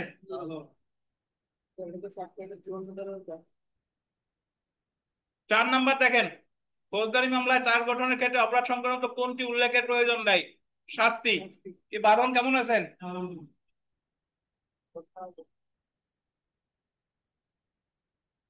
কি দেবে নাকি রেজাল্ট আজকে? আচ্ছা, সেলফ প্র্যাকটিস দেখেন, এটা গুরুত্বপূর্ণ। ফৌজদারি কার্যবিধির কত অধ্যায় চার্জ সম্পর্কে আলোচনা করছে? কত অধ্যায়? 19 অধ্যায়। তারপরে দেখেন, আহ 2 নাম্বার প্রশ্ন, 3 নাম্বার প্রশ্ন, এগুলা গুরুত্বপূর্ণ। 4 নাম্বারটা ভিভিআই। দেখেন, নিম্নলিখিত কোন অপরাধের ক্ষেত্রে অভিযোগ গঠনের সময় সুস্পষ্ট দফা বললেন, সুস্পষ্ট দফা বা সুনির্দিষ্ট তারিখ উল্লেখ করার প্রয়োজন নাই? সুস্পষ্ট দফা বা সুনির্দিষ্ট তারিখ, এই কথার ব্যাখ্যা কি? শুনেন, কিছু কিছু অপরাধ আছে নর্মালি খুনের মামলায় লিখতে হয় যে খুন সংগঠিত হয়েছে এত তারিখে। খুনের মামলায় এইভাবে চার্জ গঠন করা যায় না যে আনুমানিক অত তারিখে খুন হয়েছে। খুন তো একটা নির্দিষ্ট সময় হয়, বুঝেন কিনা? চুরিও একটা নির্দিষ্ট সময় হয়, বলে না এত তারিখ থেকে এত তারিখের মধ্যে চুরি হয়েছে, বড় জোর বলা যেতে পারে যে এই কয়টা থেকে এই কয়টার ভিতর চুরি হয়েছে। কিন্তু কিছু কিছু অপরাধ আছে যদি আদালত সন্দিহান হয় যে কত তারিখে অপরাধটা ঘটছে এটা এক্সাক্ট জানা যায় নাই, বা একজন লোক বসুন্ধরা কোম্পানিতে চাকরি করে, সে চুরি করছে, সে চাকরি করতেছে 5 বছর, সো এত এত মাসের এই কয় তারিখ থেকে এত মাসের এই কয় তারিখের মধ্যে সে চুরি করছে, মানে চুরি তো না, আত্মসাৎ করছে, ওই যে আত্মসাৎ, আত্মসাৎ বা বিশ্বাসভঙ্গ করছে। তো এখানে অপরাধজনক বিশ্বাসভঙ্গ এবং আত্মসাতের ক্ষেত্রে সুনির্দিষ্ট তারিখ না লিখলেও চলবে, বলা যেতে পারে যে এত তারিখ থেকে এত তারিখের মধ্যে সে আনুমানিক এত টাকার সম্পত্তি আত্মসাৎ করছে। এ জায়গা সুনির্দিষ্ট তারিখ থাকলে তো ভালো, এর তো ভালো শেষ নাই, কিন্তু সুনির্দিষ্ট তারিখ না থাকলেও কি চলবে? দুইটা অপরাধের ক্ষেত্রে কি কি, বিশ্বাসভঙ্গ আর আত্মসাৎ। তবে এই জায়গায় একটা কথা আছে, প্রথম তারিখ থেকে শেষ তারিখের ব্যবধান 1 বছরের বেশি হবে না। মানে একজন ব্যক্তি, সে বসুন্ধরা কোম্পানিতে চাকরি করে, সে জানুয়ারি মাসে চুরি করছে, মার্চ মাসে চুরি করছে, ডিসেম্বর মাসেও মানে চুরি করছে বলতে আত্মসাৎ করছে, এখন এর জন্য তার বিরুদ্ধে 3টা মামলার দরকার নাই। আপনি মামলায় উল্লেখ করতে পারেন যে এত তারিখ থেকে এত তারিখের মধ্যে সে চুরি মানে আত্মসাৎ করছে, তখন আদালত রায়ে উল্লেখ করতে পারে যে এত তারিখে থেকে এত তারিখের মধ্যে সে আত্মসাৎ করেছে, তবে প্রথম থেকে শেষ তারিখের ব্যবধান কতদিনের বেশি হবে না? 1 বছরের বেশি হবে না। বুঝতে পারছেন? ব্যাখ্যা দেখেন, যখন আসামি অপরাধজনক বিশ্বাসভঙ্গ বা অসৎভাবে অর্থ আত্মসাতের অভিযোগে অভিযুক্ত হয়, তখন চার্জের সুস্পষ্ট দফা বা তারিখ উল্লেখ না করে যে পরিমাণ অর্থ সম্পর্কে অপরাধ করা হয়েছে, আন্ডারলাইন করেন, যে পরিমাণ অর্থ সম্পর্কে অপরাধ করা হয়েছে মোটামুটি ভাবে তা বা যে তারিখের মধ্যে অপরাধ করা হয়েছে তা উল্লেখ করলেই যথেষ্ট হবে। তবে এই ক্ষেত্রে প্রথম এবং শেষ তারিখের মধ্যবর্তী 1 বছর সময় অতিবাহিত হবে না। এখন আপনাদের প্রশ্ন আমি করে দিই, যদি প্রশ্ন আসে যে স্যার তাহলে অপরাধ যদি 1 বছর, সে যদি 1 বছর মানে আহ, অপরাধ করছে এই 21 থেকে 25 সাল পর্যন্ত অপরাধ করছে, তাহলে কিন্তু চার্জ গঠনে তো ব্যবধান কয় বছরের বেশি হবে না? 1 বছরের বেশি হবে না, তাইলে কি হবে ভাই? তাইলে তো আপনি 5 বছর উল্লেখ করবেন, সুস্পষ্ট তারিখ উল্লেখ করলে তো সমস্যা নাই। সুস্পষ্ট তারিখ বলবেন 21 সালের এত তারিখে করছে, 22 সালের এত তারিখে করছে, 23 সালে এত তারিখে করছে, 24 সালে এত তারিখে করছে, 25 সালে এত তারিখে করছে, আমি মামলা করছি এই তারিখে আইসে। বুঝছেন? কিন্তু যে ক্ষেত্রে আমার কোনো সুস্পষ্ট তারিখ মনে নাই, সেই ক্ষেত্রে আনুমানিক বলা যেতে পারে এতদিন থেকে এতদিনের মধ্যে করছে, তবে সেটা কতদিনের বেশি হবে না, ব্যবধানটা 1 বছরের বেশি হবে না। বাট আপনি যদি জানেন যে সুস্পষ্ট ভাবে এত তারিখেই করছে, তাহলে তো আর এই বিধান প্রযোজ্য হচ্ছে না। বুঝাইতে পারলাম কি? আচ্ছা, 5 নাম্বারটা দেখেন, অভিযোগপত্রে উল্লেখিত শব্দের অর্থ কোন আইন অনুসারে ব্যাখ্যা করতে হবে। কোন আইন? যে যে আইনের অধীন অপরাধ দণ্ডনীয়। আপনি যদি মামলা করেন নারী শিশু নির্যাতন দমন আইনে, তাহলে ওই আইনে যে ব্যাখ্যা আছে সেই ব্যাখ্যা মানতে হবে। আপনি যদি দণ্ডবিধির অধীন মামলা করেন, তাহলে দণ্ডবিধির যে ব্যাখ্যা আছে সেই ব্যাখ্যা মানতে হবে। সাফ কথা, যে আইনে মামলা করবেন শব্দের ব্যাখ্যাও সেই আইনে। বুঝছেন? 6 নাম্বার প্রশ্নটা দেখেন, অভিযোগে অপরাধের বর্ণনা বা অন্য কোনো তথ্য পরিবেশনের সময় কোনো ভুল হলে, কোনো কি হলে, ভুল হলে কখন তা গুরুতর বলে গণ্য হবে না? যদি আসামি বিভ্রান্ত সৃষ্টি না করে, আর যদি ন্যায় বিচার কি ব্যাহত না করে। কত ধারা? 225। 225। আর ভুল হলে গুরুতর বলে বিবেচিত হবে কত ধারা বলে? 232। মনে আছে? 232, জি। 7 নম্বর প্রশ্নটা দেখেন, the code of criminal procedure 1898 কোন ধারায় এনি কোর্ট মে, এনি কোর্ট মানে যে কোনো আদালত, অল্টার বলতেন, অল্টার অর অ্যাড, অ্যাড মানে কি সংযোজন, to any charge at any time before judgment is pronounced. কত ধারায়? 227। ওই যে পরিবর্তন বা সংযোজন করতে পারে কত ধারায়? 227 ধারায়। 11 নম্বর দেখেন, চার্জে কোনো পরিবর্তন করা হলে বা নতুন চার্জ গঠন করা হলে সংক্ষুব্ধ ব্যক্তির প্রতিকার হতে পারে কি? রিভিশন না? রিভিশন। 12 নম্বর প্রশ্নটা দেখেন, পরিবর্তিত বা সংশোধিত অভিযোগকে মূল অভিযোগ ধরে আদালত কখন বিচার শুরু করতে পারে? অর্থাৎ চার্জ পরিবর্তন করছে কিন্তু কেউই সংক্ষুব্ধ হয় নাই, বাদীও সংক্ষুব্ধ হয় নাই, বিবাদীও হয় নাই, তাহলে বিচার চলবে। এই যে দেখেন, আসামির আত্মপক্ষ সমর্থন ক্ষতিগ্রস্ত না করলে বা সরকার পক্ষের ক্ষতিগ্রস্ত হওয়ার সম্ভাবনা না থাকলে, তাহলে চার্জ পরিবর্তন বা সংশোধন করলো 227। ওই পরিবর্তন বা সংশোধনের ফলে কেউ যদি ক্ষতিগ্রস্ত না হয়, বিচার চলবে 228। বুঝলেন?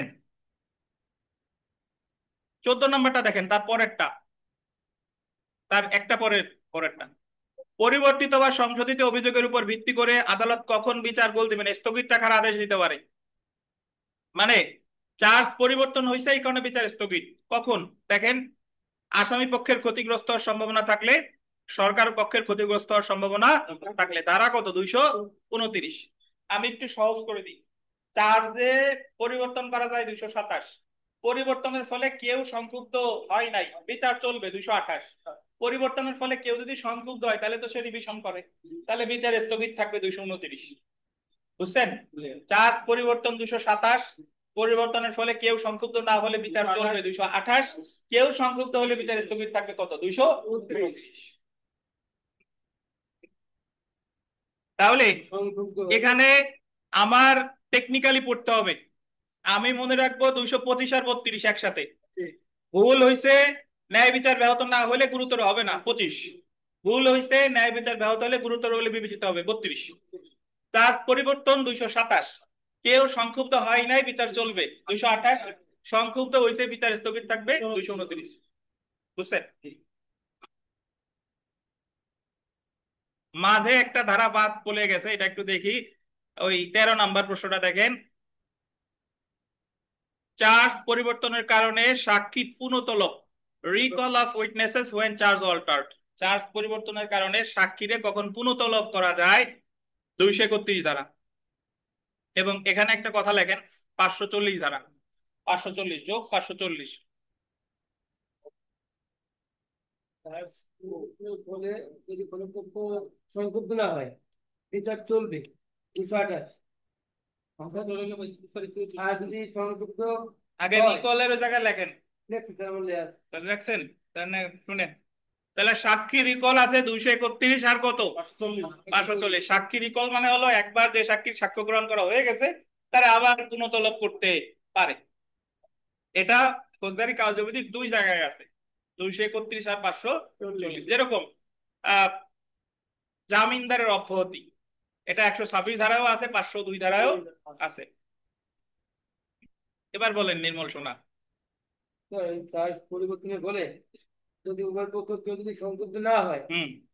তাহলে বিচার চলবে, এটা বলছে যে 228। জি। আর যদি কোনো পক্ষ সংক্ষুব্ধ হয় হুম। তাহলে ওই 229 দেয়। তাহলে বিচার স্থগিত থাকবে 229। এই তো সহজ কথা। ঠিক আছে, মনে না থাকলে জি। বলতে মনে না থাকলে কেমনে বলবো, এই দুটো সংকেত দিয়ে একটু কম মনে আমরা।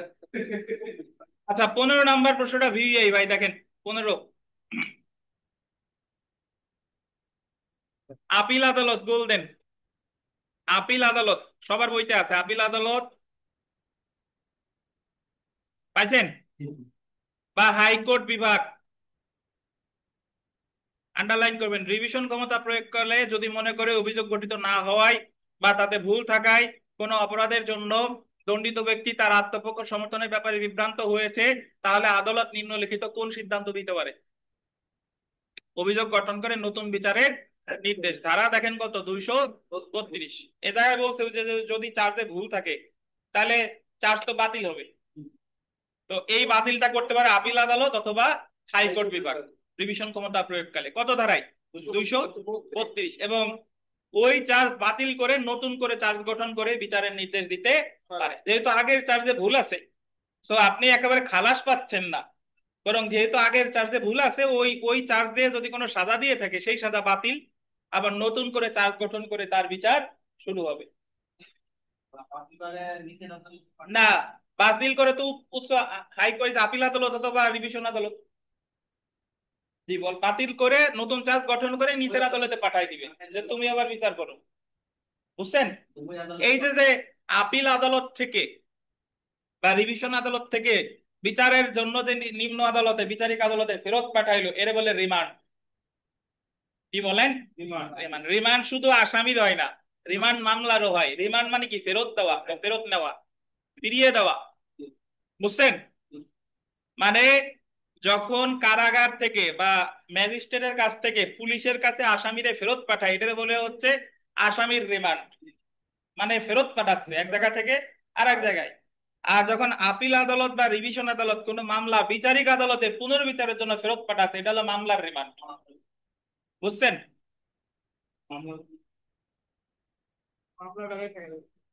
মামলার রিমান্ড বোঝেন না? রিমান্ড মানে কি? ফেরত দেওয়া। তাহলে এই যে নতুন করে চার্জ গঠন করে আপিল আদালত বলছে তুমি এটা আবার বিচার করো বিচারিক আদালতে, এই যে যে মামলাটাতে ফেরত পাঠাইলো এটা এই রিমান্ড। আপিল আদালত বিচারিক আদালতে। হ্যাঁ।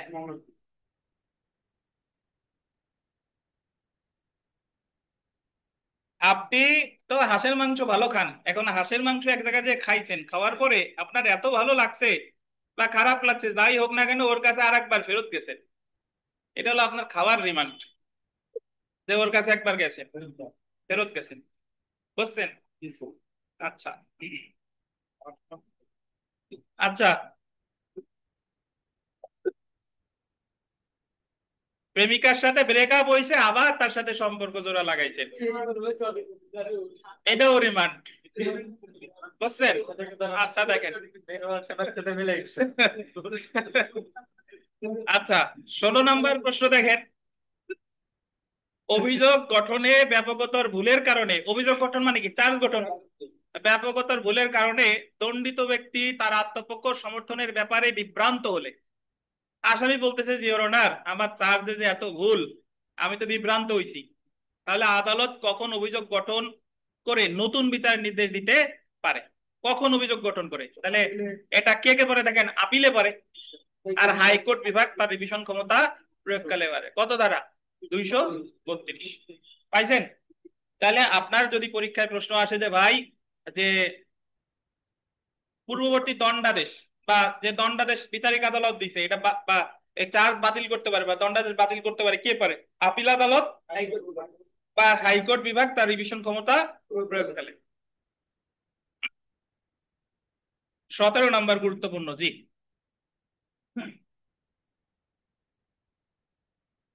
আপনাদের কাছে যারা কোর্টে যান আপনাদের হয়তো বা মনে হয় যে আমরা তো কিছু না জেনেই ভালো কাজ কাম করি, জানতে গেলি তো কত জ্বালা, কত কিছু জানা লাগে বা এত জানিয়ে করা এত সমস্যা।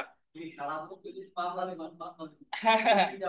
এই যে এখন বললেন যে মামলার রিমান্ড, জি। হ্যাঁ, হ্যাঁ, সিভিলের রিমান্ড বেশি প্রযোজ্য হয়, জি। মানে আপিল আদালত কোনো মামলা ফেরত পাঠাইতে বিচারিক আদালতে কোনো মামলা আবার পুনর্বিচারের জন্য। তো আমাদের একটু বিরতি, তারপরে আবার শুরু করব। বিরতি ঠিক না, আমরা এখন পরীক্ষাটা নিয়ে ফেলি। আপনাদের 40 মার্কের পরীক্ষা 20 মিনিটের। সো এই মুহূর্তে পরীক্ষাটা হয়ে যাক।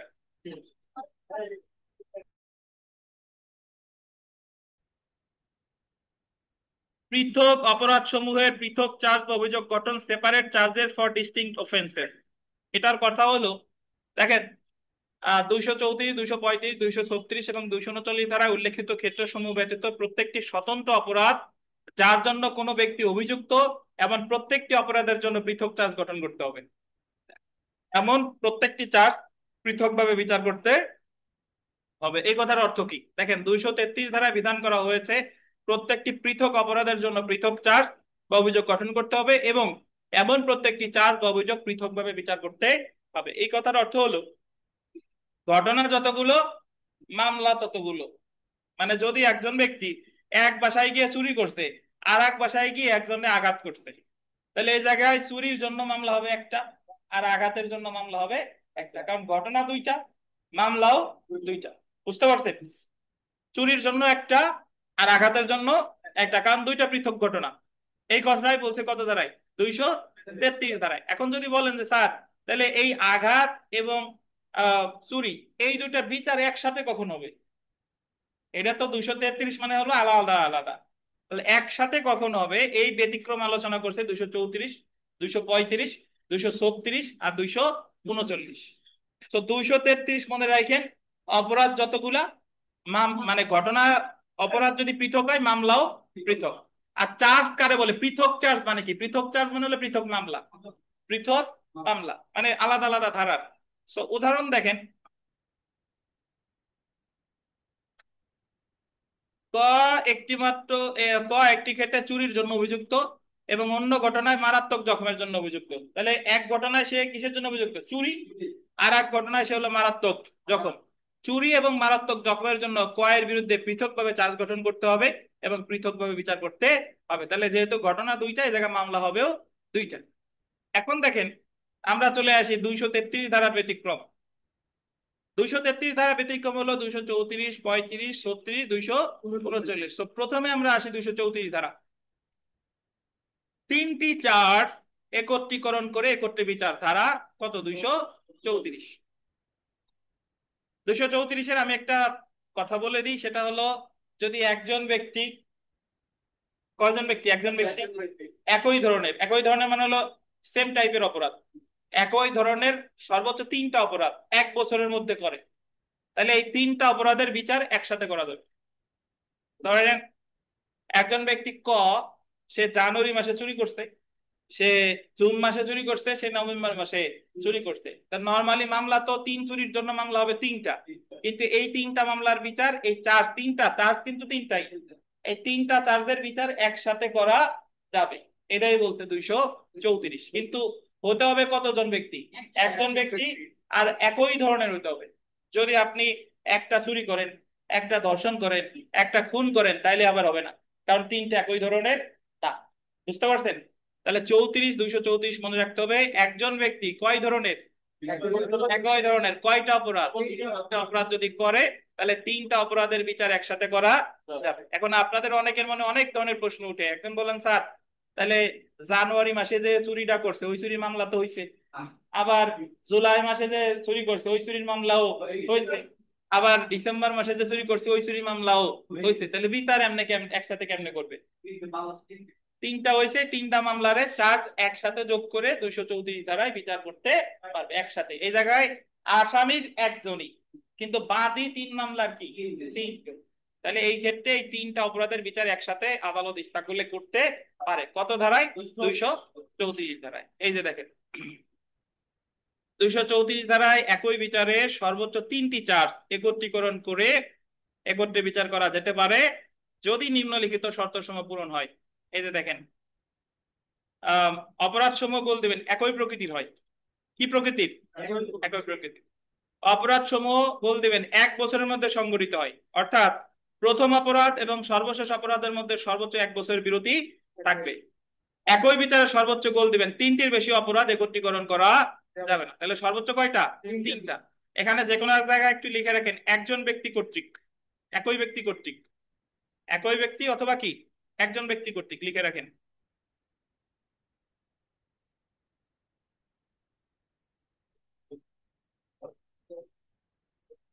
একই ব্যক্তি লিখছেন? একটু এখানে একটা লেখেন এই ধারার ব্যাখ্যা অনুসারে, এই ধারার ব্যাখ্যা অনুসারে,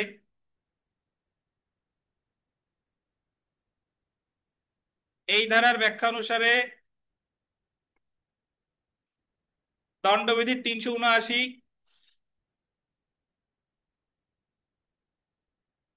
এবং 380 ধারার অপরাধ, 380 ধারার অপরাধ একই প্রকৃতির অপরাধ হিসেবে গণ্য হবে। একই প্রকৃতির, একই একই ধরনের, একই প্রকৃতির অপরাধ হিসেবে গণ্য হবে। বাদন কি বসবেন না যাবেন? যাবেন? ওয়াইফ দেখি সেই স্যার স্যার কবে দিবেন? আচ্ছা, এমনকি দেখাচ্ছে। তাহলে এখন দেখেন যে ভাই, যে এই ধারার ব্যাখ্যা অনুসারে দণ্ডবিধির 379 এবং 380 একই প্রকৃতির অপরাধ। এই কথার অর্থ হলো আমরা যখন দণ্ডবিধি পড়বো, ধরে নিলাম আপনি জানেন না 379 হলো এমনি চুরি, ঘরের বাইরে চুরি, আর 380 হলো ঘরে চুরি। সো যদি কোনো ব্যক্তি দুইটা ধরেন ঘরে চুরি করছে, একটা বাইরে, বা দুইটা বাইরে একটা ঘরে, ধরে নেওয়া হবে একই প্রকৃতির অপরাধ। তো এখন আপনাদের মনে আরো একটা প্রশ্ন আসতে পারে যে 3টা অপরাধ করছে, যদি 4টা অপরাধ করে, একই ধরনের যদি 4টা করে নাকি? 1 বছরের মধ্যে 3টা করে নেই, 1 বছরের মধ্যে কয়টা করছে? 4টা করছে, তাইলে কি হবে ভাই? তাইলে কি হবে বলেন? হ্যাঁ, তাও একসাথে করবে। কোন জায়গায় বলা আছে একসাথে বিচার হবে? এই জায়গায় বলা আছে সর্বোচ্চ আইন, কিন্তু আবেগের জায়গা না। এই জায়গায় বলা আছে কয়টা? তাহলে ধরেন একই প্রকৃতির একটা লোক 4টা অপরাধ করছে, 4টা 1 বছরের মধ্যে, তাহলে 3টা করবে একসাথে আর একটা আলাদা। বুঝছেন? আবেগে কথা বললে হবে না। 3টা সর্বোচ্চ একসাথে বিচার করতে পারে কয়টা? 3টা। আর এই 3টা বিচার করতে যে সে বাধ্যতাও না, ইচ্ছা করলে করতে পারে, না হলে নাই। বুঝছেন? আছে তাই। এখন এই একসাথে বিচারের সুবিধা, এই সুবিধা তো অ্যাকচুয়ালি আসামি ভোগ করতেছে, যে আমার 3 মামলায় একসাথে 3 হাজিরা না দিয়ে 1 মামলায় আমার বিচার হচ্ছে। এখন অনেকে আবার যদি বলেন যে সাজা কি একবারই হবে, না, 3 মামলায় 3 ধারে সাজা হবে কয়টা? 3টা। আচ্ছা যাই হোক, তাহলে এই হলো 234-এর মূল কথা। আমরা চলে আসি 235, একের অধিক অপরাধের বিচার। 235 গোল দিবেন একই কার্যধারায়, এটা গোল দিবেন একই কার্যধারায়, গোল দিবেন একই ব্যক্তি কর্তৃক একের অধিক অপরাধ সংঘটিত করা হলে শুধুমাত্র একাধিক অপরাধ সমূহ একত্রে বিচার করা যেতে পারে। তাহলে একই কার্যধারায়, একটু কাহিনী শুনেন। একই কার্যধারা কথাটার অর্থ কি? একজন ব্যক্তি, যে আমরা 233-এ পড়লাম যে এক জায়গায় ব্যভিচার, এক জায়গায় সে আঘাত করছে আর এক জায়গায় চুরি করছে, মামলা কয়টা? 2টা না? কিন্তু এই চুরি আর আঘাত এই দুইটা যদি একই বাড়িতে করতো, মানে যে বাড়িতে চুরি করছে সেই সময় সে আঘাত করছে, তাহলে এই 2টা অপরাধের বিচারের জন্য 2টা মামলা হতো না, একটা মামলাই তার বিচার করা যাবে। এটার বলে একই কার্যধারায়।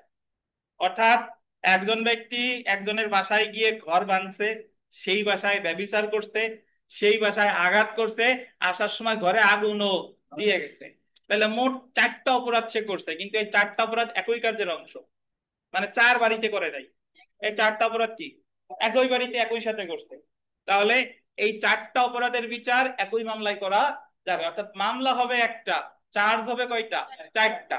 এই 4টা চার্জ একত্রে বিচার করা যাবে। এটাই হলো 235-এর উপধারা 1।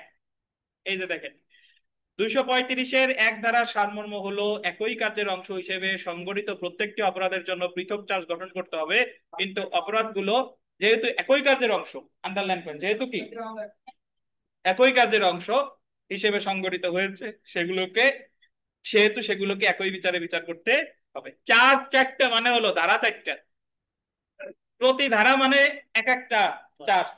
তাহলে যেহেতু সে ব্যভিচার করছে, ঘর ভাঙছে, আঘাত করছে, ঘরে আগুন দিছে, তাহলে এই জায়গায় অপরাধ করছে কয়টা? চারটা। এই চারটা অপরাধের বিচার কি আলাদা আলাদা চার জায়গায় করছে? না, এক জায়গায় করছে। এগুলো হলো একই কার্যের অংশ। তো এই চারটা অপরাধের বিচার একসাথে করা যাবে। আর ব্যক্তি ছিল কয়জন? একজন। তো 234-এও একজন, আর 235-এর একেও কি একজন। বুঝছেন? তাহলে আমি যদি বলি যে 233-এর সাথে 235-এর একের পার্থক্য কি, 233-এ অপরাধ গুলো করছিল আলাদা আলাদা ঘটনায়, যে বাড়িতে চুরি করছে আঘাত করছে আর এক বাড়িতে, এই কারণে তার দুইটা মামলাও দুইটা। আর যে বাড়িতে চুরি করছে সেই বাড়িতে আঘাত করে যদি কয় একই সাথে, তাহলে চার্জ দুইটা কিন্তু মামলা কয়টা? একটা। বুঝছেন? আচ্ছা, আমরা এখানে একটা উদাহরণ আছে, এই উদাহরণটা নিচে একটু পড়ে আসি। ক, ব্যভিচারের উদ্দেশ্যে দিনের আলোয় ঘর ভাঙে। ঘর ঘরে প্রবেশ করে ক্ষয়ের স্ত্রীর সঙ্গে ব্যভিচার সংগঠন করে। দিনের আলোয় ঘর ভাঙে এবং ঘরে প্রবেশ করে ক্ষয়ের স্ত্রীর সাথে কি ব্যভিচার করে। তো যে জায়গায় ঘর ভাঙছে সেই জায়গায় ব্যভিচার করছে। 233 ধারা অনুসারে কয়ের বিরুদ্ধে অপথ্য গৃহপ্রবেশের জন্য 454 ধারায় এবং ব্যভিচারের জন্য 497 ধারায় পৃথকভাবে চার্জ গঠন করে পৃথক বিচার করতে হবে। এটা হলো 233-এর বিধান অনুসারে। কিন্তু যেহেতু এই দুইটি অপরাধ এমন ভাবে সংযুক্ত যে এই অপরাধ সমূহ একই কার্যের অংশ এবং একই ব্যক্তি সংগঠন করেছে, সেহেতু 235-এর এক ধারা অনুসারে এই দুইটি অপরাধ একই বিচারে বিচার করা যাবে, কারণ দুইটা ঘটনা ঘটছে কি একসাথে। বুঝেন কিনা এই তানভীর সাহেব? বুঝছেন? কিন্তু যদি ঘর ভাঙতো এক জায়গায় আর ব্যভিচার করতো আর এক জায়গায়, তাহলে মামলা হতো কয়টা? বুঝছেন? এখন আপনাদের প্রশ্ন আমি করে দিই, কত অদ্ভুত প্রশ্ন আসে আমার কাছে। একজন একদিন বলতেছে যে স্যার, ব্যভিচার করলে আবার ঘর ভাঙা লাগবে কেন? বুঝছেন? তার প্রশ্ন হলো যে ব্যভিচার করছে মানে কি, তার মানে ওই ওই মহিলার ওই পুরুষের তো আগে থেকেই যোগসূত্র আছে, তাহলে ঘর ভাঙা লাগবে কেন? ঘর ভাঙা লাগতে পারে না? অবশ্যই পারে। দেখা গেলো ওই মহিলার স্বামী ঘর আটকাই দিয়ে, ঠিক আছে, ঘর হইতে বাইরিতে দিচ্ছে না, তার ধারণা যে শুধু ধর্ষণের ক্ষেত্রেই ঘর ভাঙা লাগতে পারে, ব্যভিচারের ক্ষেত্রে লাগতে পারে না। বিষয়টা কিন্তু তারা। তো এই ধরনের প্রশ্ন যদি আপনাদের মনে আসে, আগে থেকে উত্তর দিয়ে দিলাম। তাহলে 233 হলো ঘটনা দুইটা, মামলা দুইটা। 35-এর এক, ঘটনা এক, মানে ঘটনা একটা কিন্তু অনেকগুলো অপরাধ এই জায়গায় করছে। 33-এ হলো মানে ঘটনাও দুইটা, অপরাধও দুইটা, মামলাও দুইটা। আর এই জায়গায় হলো একই ঘটনার সময় সে অনেকগুলো অপরাধ করছে। কয়জন ব্যক্তি? একজন ব্যক্তি। এই জন্য এই সকল অপরাধের বিচার একসাথে করা যাবে। 235-এর এক। এবার ওই উদাহরণের উপরে লেখা আছে 235-এর 2, দেখেন। অভিযোগকৃত কার্য যে যে অপরাধ গঠন করে তা বলবৎ আইনের, গোল দিবেন 2 বা ততোধিক সংজ্ঞার অন্তর্ভুক্ত হলে। এটা গোল দেন, 2 বা ততোধিক সংজ্ঞার অন্তর্ভুক্ত হলে উক্ত অপরাধের অভিযুক্ত ব্যক্তিকে এমন প্রত্যেকটি অপরাধের জন্য একই বিচারে চার্জ করে বিচার করা যেতে পারে। এটা একটু বোঝার বিষয় আছে। আমরা যখন দণ্ডবিধি পড়েছিলাম বা সামনে পড়বো, যে ধরেন আপনি যখন একজনকে ধাক্কা দিয়ে ফেলে দিছেন বা ধাক্কা দিছেন, সে আরেক দিক দৌড়ানো শুরু করলো, তো ধরেন আপনি কুকুর দিয়ে একজনকে ভয় দেখাইছেন, আপনি আপনার কুকুর লেলাই দিছেন যে যা নির্মল সোনারে একটা দৌড়ানি দিয়ে আয়।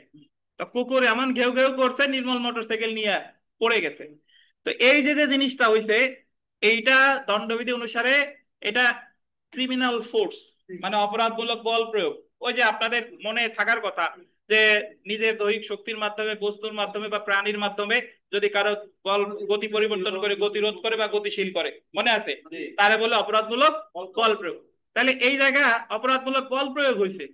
আবার আমরা যেটা বলি 323, শুধু আঘাত করা, একজন যদি আর একজনের দৈহিক যন্ত্রণা বৈকল্য পীড়া ঘটায়, এটা আঘাত হয়। তাহলে এই কাজ একটা হইছে যে নির্মল পড়ে গেছে, কিন্তু এটা 352-তেও হয়, 323-এও হয়, মানে এটা আঘাতও হয়, এটা অপরাধমূলক বল প্রয়োগ হয়। তাহলে এই জায়গায় তারা কোন ধারায় চার্জ গঠন করে তারা সাজা দিবে? এই ব্যাখ্যাটা দিচ্ছে 235-এর 2। কোন ধারায় দিবে বলেন তো? যে ধারায় সাজা বেশি, যে ধারায় সাজা বেশি। আপনি কি বলেন?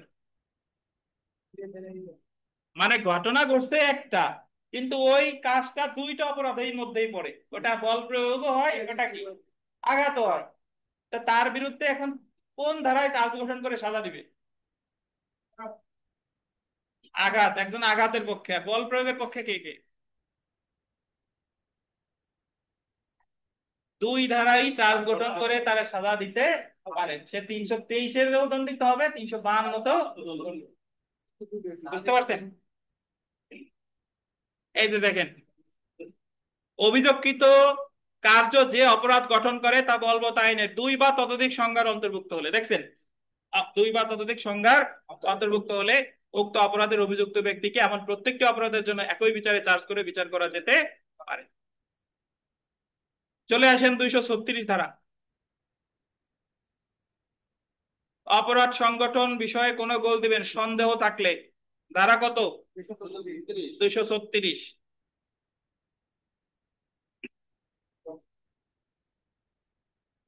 কি থাকলে? সন্দেহ থাকলে।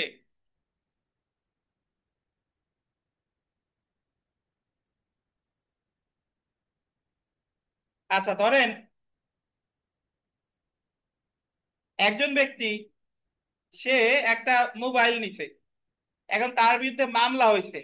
চার্জ গঠনকালে আদালত সন্দিহান, চার্জ গঠনকালে এফআইআর, তারপরে ওই যে আপনার 161 বা অন্যান্য যে বিষয়বস্তু আছে সব কিছু বিবেচনা করে আদালতের কাছে মনে হইতেছে যে এটা চুরি নাকি চোরাই মাল গ্রহণ নাকি আত্মসাৎ নাকি প্রতারণা।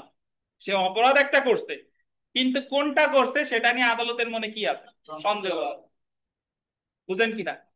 মানে আপনার একটা অপরাধ সে করছে, কিন্তু 4টা অপরাধ নিয়ে তার সন্দেহ হচ্ছে যে এটা অথবা এটা অথবা এটা। এখন আদালত কোন ধারায় চার্জ গঠন করবে? এটার বিষয়বস্তু বলছে 236 ধারায়। 236 ধারায় বলছে যে যতগুলো নিয়ে সন্দেহ হচ্ছে সবগুলাই চার্জ গঠন একসাথে করতে পারে। মানে তাইলে চার্জ গঠন করবে 4 ধারায়: চুরির চার্জ, চোরাই মালের চার্জ, বিশ্বাসভঙ্গের চার্জ, প্রতারণার চার্জ। 4 ধারায় তার সাজা হবে, অথবা যে কোনো একটা। বুঝেন কিনা? যদি সন্দেহ হয় তাহলে সবগুলা নিয়ে চার্জ গঠন করতে পারে, অথবা কি যে কোনো একটা। এটা হবে অল্টারনেটিভ চার্জ।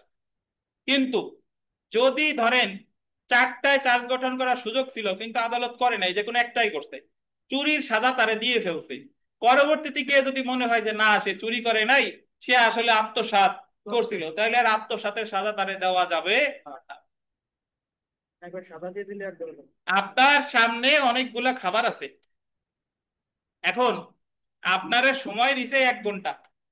এখন বলল যে আপনার যদি মন চায় আপনি সবগুলো খাবার একটু একটু করে খেতে পারেন, অথবা যে কোনো ভালো লাগলে একটাও খেতে পারেন। এখন আপনি সবগুলো খান নাই, আপনি একটা খাইছেন, 1 ঘন্টা সময় শেষ। এখন যদি মন চায় যে ওই খাবার একটু খাইতে পারতাম, আর খাইতে পারবেন না। আপনার খাবার সুযোগ কতটুকু? ওই 1 ঘন্টা। যদি আপনার মন চায় ওই সময়ের মধ্যেই সব খাইলে খাবেন, কিন্তু যদি কোনোটা মাত্র একটা খান, পরবর্তীতে আর অন্যগুলো আর খাইতে পারবেন না। তো বিষয়টা হলো অনেকটা এরকম, যে ক্ষেত্রে আদালতের কাছে সন্দেহ থাকে, তাহলে আদালত সবগুলা, যতগুলা নিয়ে সন্দেহ হয়েছে সবগুলা চার্জ গঠন করতে পারে, অথবা কি যে কোনো একটা। এই যে দেখেন 236 ধারা অনুসারে কি অপরাধ সংগঠিত হয়েছে সে সম্পর্কে গোল দেবেন সন্দেহ থাকলে। অভিযুক্তকে সংগঠিত সকল বা এমন অপরাধ সমূহের কোন একটি অপরাধের জন্য অভিযুক্ত করে একত্রে বিচার করা যেতে পারে, বা বিকল্প চার্জ গোল দিবেন অল্টারনেটিভ চার্জ গঠন করা যেতে পারে। পরীক্ষায় প্রশ্ন আসবে যে বিকল্প চার্জ গঠন করে কত ধারায়? 236 ধারায়। বুঝছেন? উদাহরণ দেখেন, করিম একটি অপরাধ করেছে যেটা চুরি। চুরির পরে বা লেখেন, বা কমা আছে না, বা লেখেন, চুরি বা চোরাই মাল গ্রহণ বা অপরাধমূলক বিশ্বাসভঙ্গ বা প্রতারণা মর্মে গণ্য হতে পারে। এই ক্ষেত্রে তার বিরুদ্ধে চুরি, চোরাই মাল গ্রহণ, তারপর একটা বা আছে না, ওটা কমা দেন। চুরি, চোরাই মাল গ্রহণ, কমা অপরাধমূলক বিশ্বাসভঙ্গ এবং প্রতারণা চার্জ গঠন করা যেতে পারে, অথবা যে কোনো একটা। এই জায়গায় যেটা লেখে নাই, এই সবগুলা চার্জ গঠন করতে পারে, অথবা কি যে কোনো একটিতে। বুঝেন নাই? যদি অনেকগুলো নিয়ে সন্দেহ হয় তাহলে যতগুলো নিয়ে সন্দেহ হয়েছে সবগুলো চার্জ গঠন করে বিচার করবে, অথবা যে কোনো একটাই। তবে একটাই যদি চার্জ গঠন করে দণ্ড বা খালাস দিয়ে ফেলে, তাহলে পরবর্তীতে আর ওই বাকি যে তিনটা নিয়ে সন্দেহ হয়েছিল এগুলো আর সাজা দেওয়া যাবে না।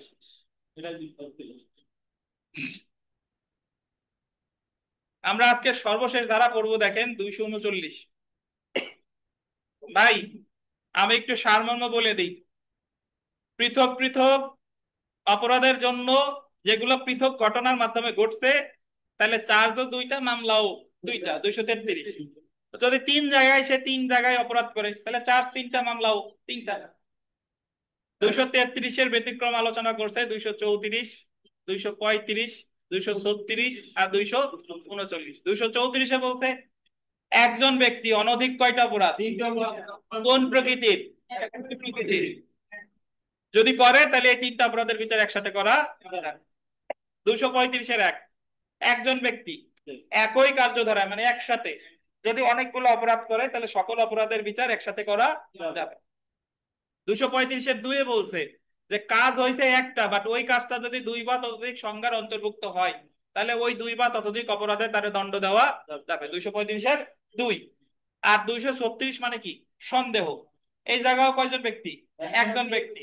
একজন ব্যক্তি একটা অপরাধ করছে, এখন আদালতের কাছে মনে হচ্ছে যে সে কি চুরি করছে, প্রতারণা করছে, না কোনটা করছে। যতগুলো নিয়ে সন্দেহ হবে ততগুলাই চার্জ গঠন হবে, অথবা যে কোনো একটাই। তবে একটাই যদি বিচার করে সাজা দিয়ে ফেলে, পরবর্তীতে অন্যগুলা নিয়ে আর তার বিরুদ্ধে অভিযোগ আনা যাবে না। এবার আসি 239 সর্বশেষ ধারা আজকের, দেখেন। যে সকল ব্যক্তিদের, গোল দিবেন ব্যক্তিদের, এতক্ষণ পর্যন্ত যা পড়ছি সব একজনের, আর এই যে পেলাম কি, ব্যক্তিদের, আসামি একাধিক, একত্রে বা যৌথভাবে চার্জ গঠন করা যায়। কত ধারা, 239। ফৌজদারি কার্যবিধি 239 ধারায় গোল দিবেন 7 শ্রেণীর ব্যক্তিদের একত্রে চার্জ গঠন করা যাবে। কয় শ্রেণী, 7 শ্রেণী।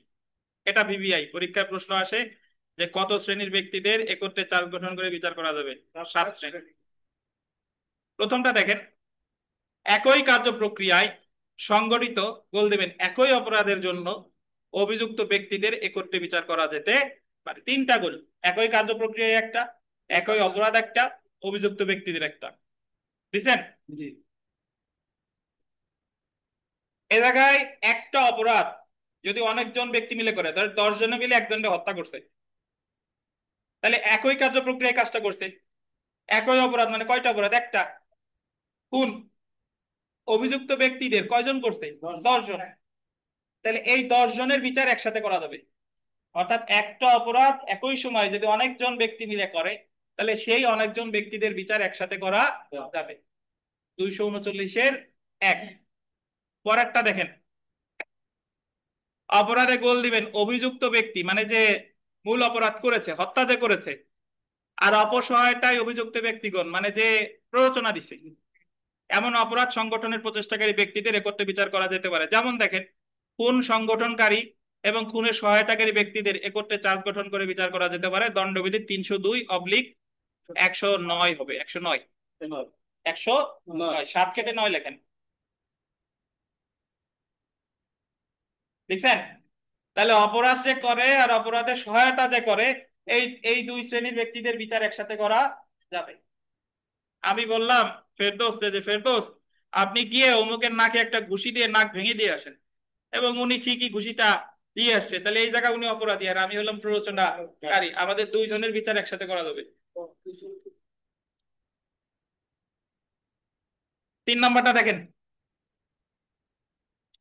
234 ধারার অর্থ অনুসারে 12 মাসের মধ্যে যৌথভাবে সংগঠিত একই প্রকারের একাধিক অপরাধে অভিযুক্ত গোল দেবেন ব্যক্তিদের একত্রে বিচার করা যেতে পারে। ব্যক্তিদের, আপনি যদি বাসায় বসে একা একা পড়তেন তখন আপনার মনে হতো যে 234-এও যা বলছে, আবার 239-এও তো 34-এর কথাই বলছে, তাহলে পার্থক্য কি?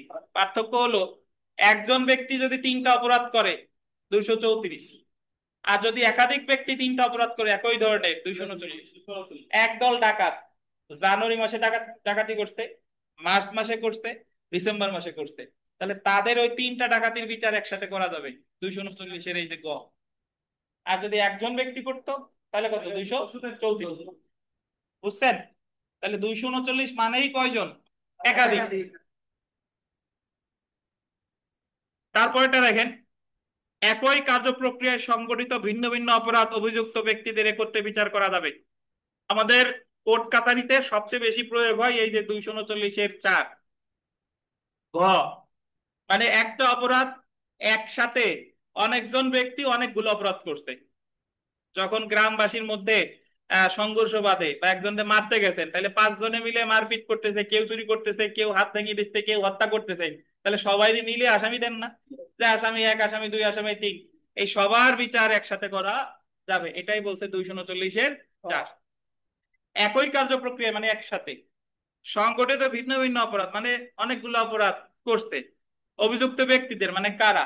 অনেকজন। তাহলে 1 আর 4-এর মধ্যে পার্থক্য, একে অপরাধ হয়েছে একটা, করছে অনেকজন, আর এ জায়গায় অপরাধ হয়েছে অনেকগুলা, করছে অনেকজনে। তারপর একটা দেখেন, যখন কোনো এক ব্যক্তি চুরি, বলপূর্বক গ্রহণ, অপরাধমূলক বিশ্বাসভঙ্গ অপরাধে অভিযুক্ত এবং অন্য ব্যক্তি আন্ডারলাইন করবেন চোরাই মাল গ্রহণ করেছে বা দখলে রেখেছে, সেই ক্ষেত্রে এই দুই ব্যক্তিদের একত্রে বিচার করা যাবে। মানে যে চুরি করছে আর যে চোরাই মাল রাখছে, এই দুইজনের বিচার একসাথে করা যাবে। একজন চুরি করার পরে এই কেরামত প্লাজায় এক মোবাইলের দোকানদারের কাছে বিক্রি করছে, সে জেনে শুনেই কিনে যে চোরাই মাল, তাহলে যখন ধরা পড়বে যে চোরাই মাল রাখছে আর যে চুরি করছে, এই দুইজনের বিচার একই মামলায় করা যাবে। 239-5। তারপরে দেখেন দণ্ডবিধি 411। 411তে আছে চোরাই মাল গ্রহণ, আর 414 মানে হলো চোরাই মাল লুকিয়ে রাখা। দণ্ডবিধি 411 বা 414 ধারায় চোরাই মালের জন্য অভিযুক্ত এবং যে অপরাধের দ্বারা উক্ত মালের দখল হস্তান্তর করা হয়েছে এমন অপরাধ একত্রে বিচার করা যাবে। তাহলে বলতেছে যে দণ্ডবিধি 411 এবং 414 ধারার যে অপরাধ, এই দুইটা অপরাধের বিচার একসাথে করা যাবে। সব শেষে দেখেন দণ্ডবিধির 12 নং অধ্যায়ের 12 নং অধ্যায় হলো মুদ্রা সম্পর্কিত অপরাধ। 12 নং অধ্যায়ের অধীন অপরাধ এবং এমন অপরাধ সংগঠনের সহায়তা বা প্রচেষ্টা করতে বিচার করা যাবে। অর্থাৎ মুদ্রা যে জাল করে আর জালে যে সহায়তা করে, এই দুই শ্রেণীর ব্যক্তির বিচার একসাথে করা যাবে। এটা হলো 239-এর কত? 7। তো এই 239-7টা আপনি এই মুহূর্তে রিডিং করবেন, বাট যখন আপনার লিখিততে যাব তখন এইগুলো আমার মনে রাখতে হবে। তো তাহলে কত শ্রেণীর ব্যক্তিদের একসাথে বিচার করা যাবে? বিগত বছরে একটা প্রশ্ন এসেছে, দারুণ প্রশ্ন, দেখেন 2020 সালে একদল লোক এইফের জমির ধান কেটে চুরি করলে তাদের বিরুদ্ধে কোন ধারায় চার্জ হবে? এই জায়গায় 379 হলো চুরি আর 447 হলো অনধিকার প্রবেশ। নর্মালি আমরা যখন কোর্টে উকিল সাহেবরা মামলা করলে দুই ধারাই হবে, যে আরেকজনের জমিতে ঢুকছে, এটা হলো অনধিকার প্রবেশ, আর 379 হলো কি? চুরি। নিম্ন আদালত সাজাও দিবে দুই ধারায়, 379 আর 447, কিন্তু আপিলে গিয়ে 447 টিকবে না। কারণ আপনি যদি কোথাও চুরি করতে চান তাহলে তো ওই জায়গা তো আপনার ঢুকাই লাগবে, তাহলে আপনি চুরি কেমনে করবেন? বুঝতে পারছেন? ঠিক একই ভাবে চোরের কাছ থেকে যদি চোরাই মাল উদ্ধার হয় তাহলে তার বিরুদ্ধে 411 আসবে না, তার বিরুদ্ধে শুধু 379 আসবে। যদিও মামলা যখন করেন লিখবে যে চুরি করছে 379, চোরাই মাল উদ্ধার হয়েছে 411, বাট আপিলে গিয়ে টিকবে না। আপিলে গিয়ে উচ্চ আদালতের নজির আছে যে চোরের কাছ থেকে চোরাই মাল উদ্ধার করলে তার বিরুদ্ধে কখনো 411 আসবে না, কারণ যে চুরি করছে তার কাছে চোরাই মাল থাকবে, এটাই তো স্বাভাবিক। বুঝছেন? আবার যে ফসলের জমি ধান কেটে চুরি করলে, তো চুরি করতে গেলে তো জমিতে ঢুকাই লাগবে। ব্যাখ্যাটা দেখেন, জমির ধান কেটে চুরি করার জন্য 379 ধারার অধীন চার্জ গঠনের সাথে 447 ধারার অধীন যৌথভাবে চার্জ গঠন করার কোনো সুযোগ নেই, কারণ জমি হতে দণ্ডায়মান ধান কাটা এবং নিয়ে যাওয়ার জন্য উক্ত জমিতে প্রবেশ করতে হয়। সুতরাং 447 ধারার অধীন জমিতে প্রবেশের জন্য চার্জ গঠনের প্রয়োজন নেই। কিন্তু ধান কাটা এবং নিয়ে যাওয়ার সময় যদি অন্য ফসলের ক্ষতি করার অভিযোগ থাকে, মানে ধান তো কাটছে এবার অন্য ফসলের ক্ষতিও করছে, তাহলে 379 ধারার সাথে 427 ধারায় চার্জ গঠন করা যেতে পারে। মোতালেব সর্দার বনাম রাষ্ট্র, 51 DLR 1999, 278 পেজ। বুঝছেন? তো আজকে এই পর্যন্তই, ভালো থাকেন। আগামীকালের ক্লাস কেউ মিস করবেন না, বেশ লেংদি ক্লাস এবং খুবই গুরুত্বপূর্ণ ক্লাস। ম্যাজিস্ট্রেট আদালত এবং দায়রা আদালতের বিচার পদ্ধতি পড়বো আমরা। সেখান থেকে 1-2 নাম্বার প্রশ্ন থেকেই থাকে পরীক্ষায়। তো এই আর কি, ভালো থাকেন। আজকে এই পর্যন্তই। আগামীকাল আমাদের ফৌজদারি কার্যবিধি যেটা পড়লাম সেটার উপরে 20 মার্কের ক্লাস টেস্ট প্লাস দণ্ডবিধির 11 থেকে 20 ধারা পর্যন্ত 20 মার্ক, মোট 40 মার্ক। সরি, মানে তামাদি 11 থেকে 20। আর তামাদি বইটাও নিয়ে আইসেন। ভালো থাকেন, আল্লাহ হাফেজ।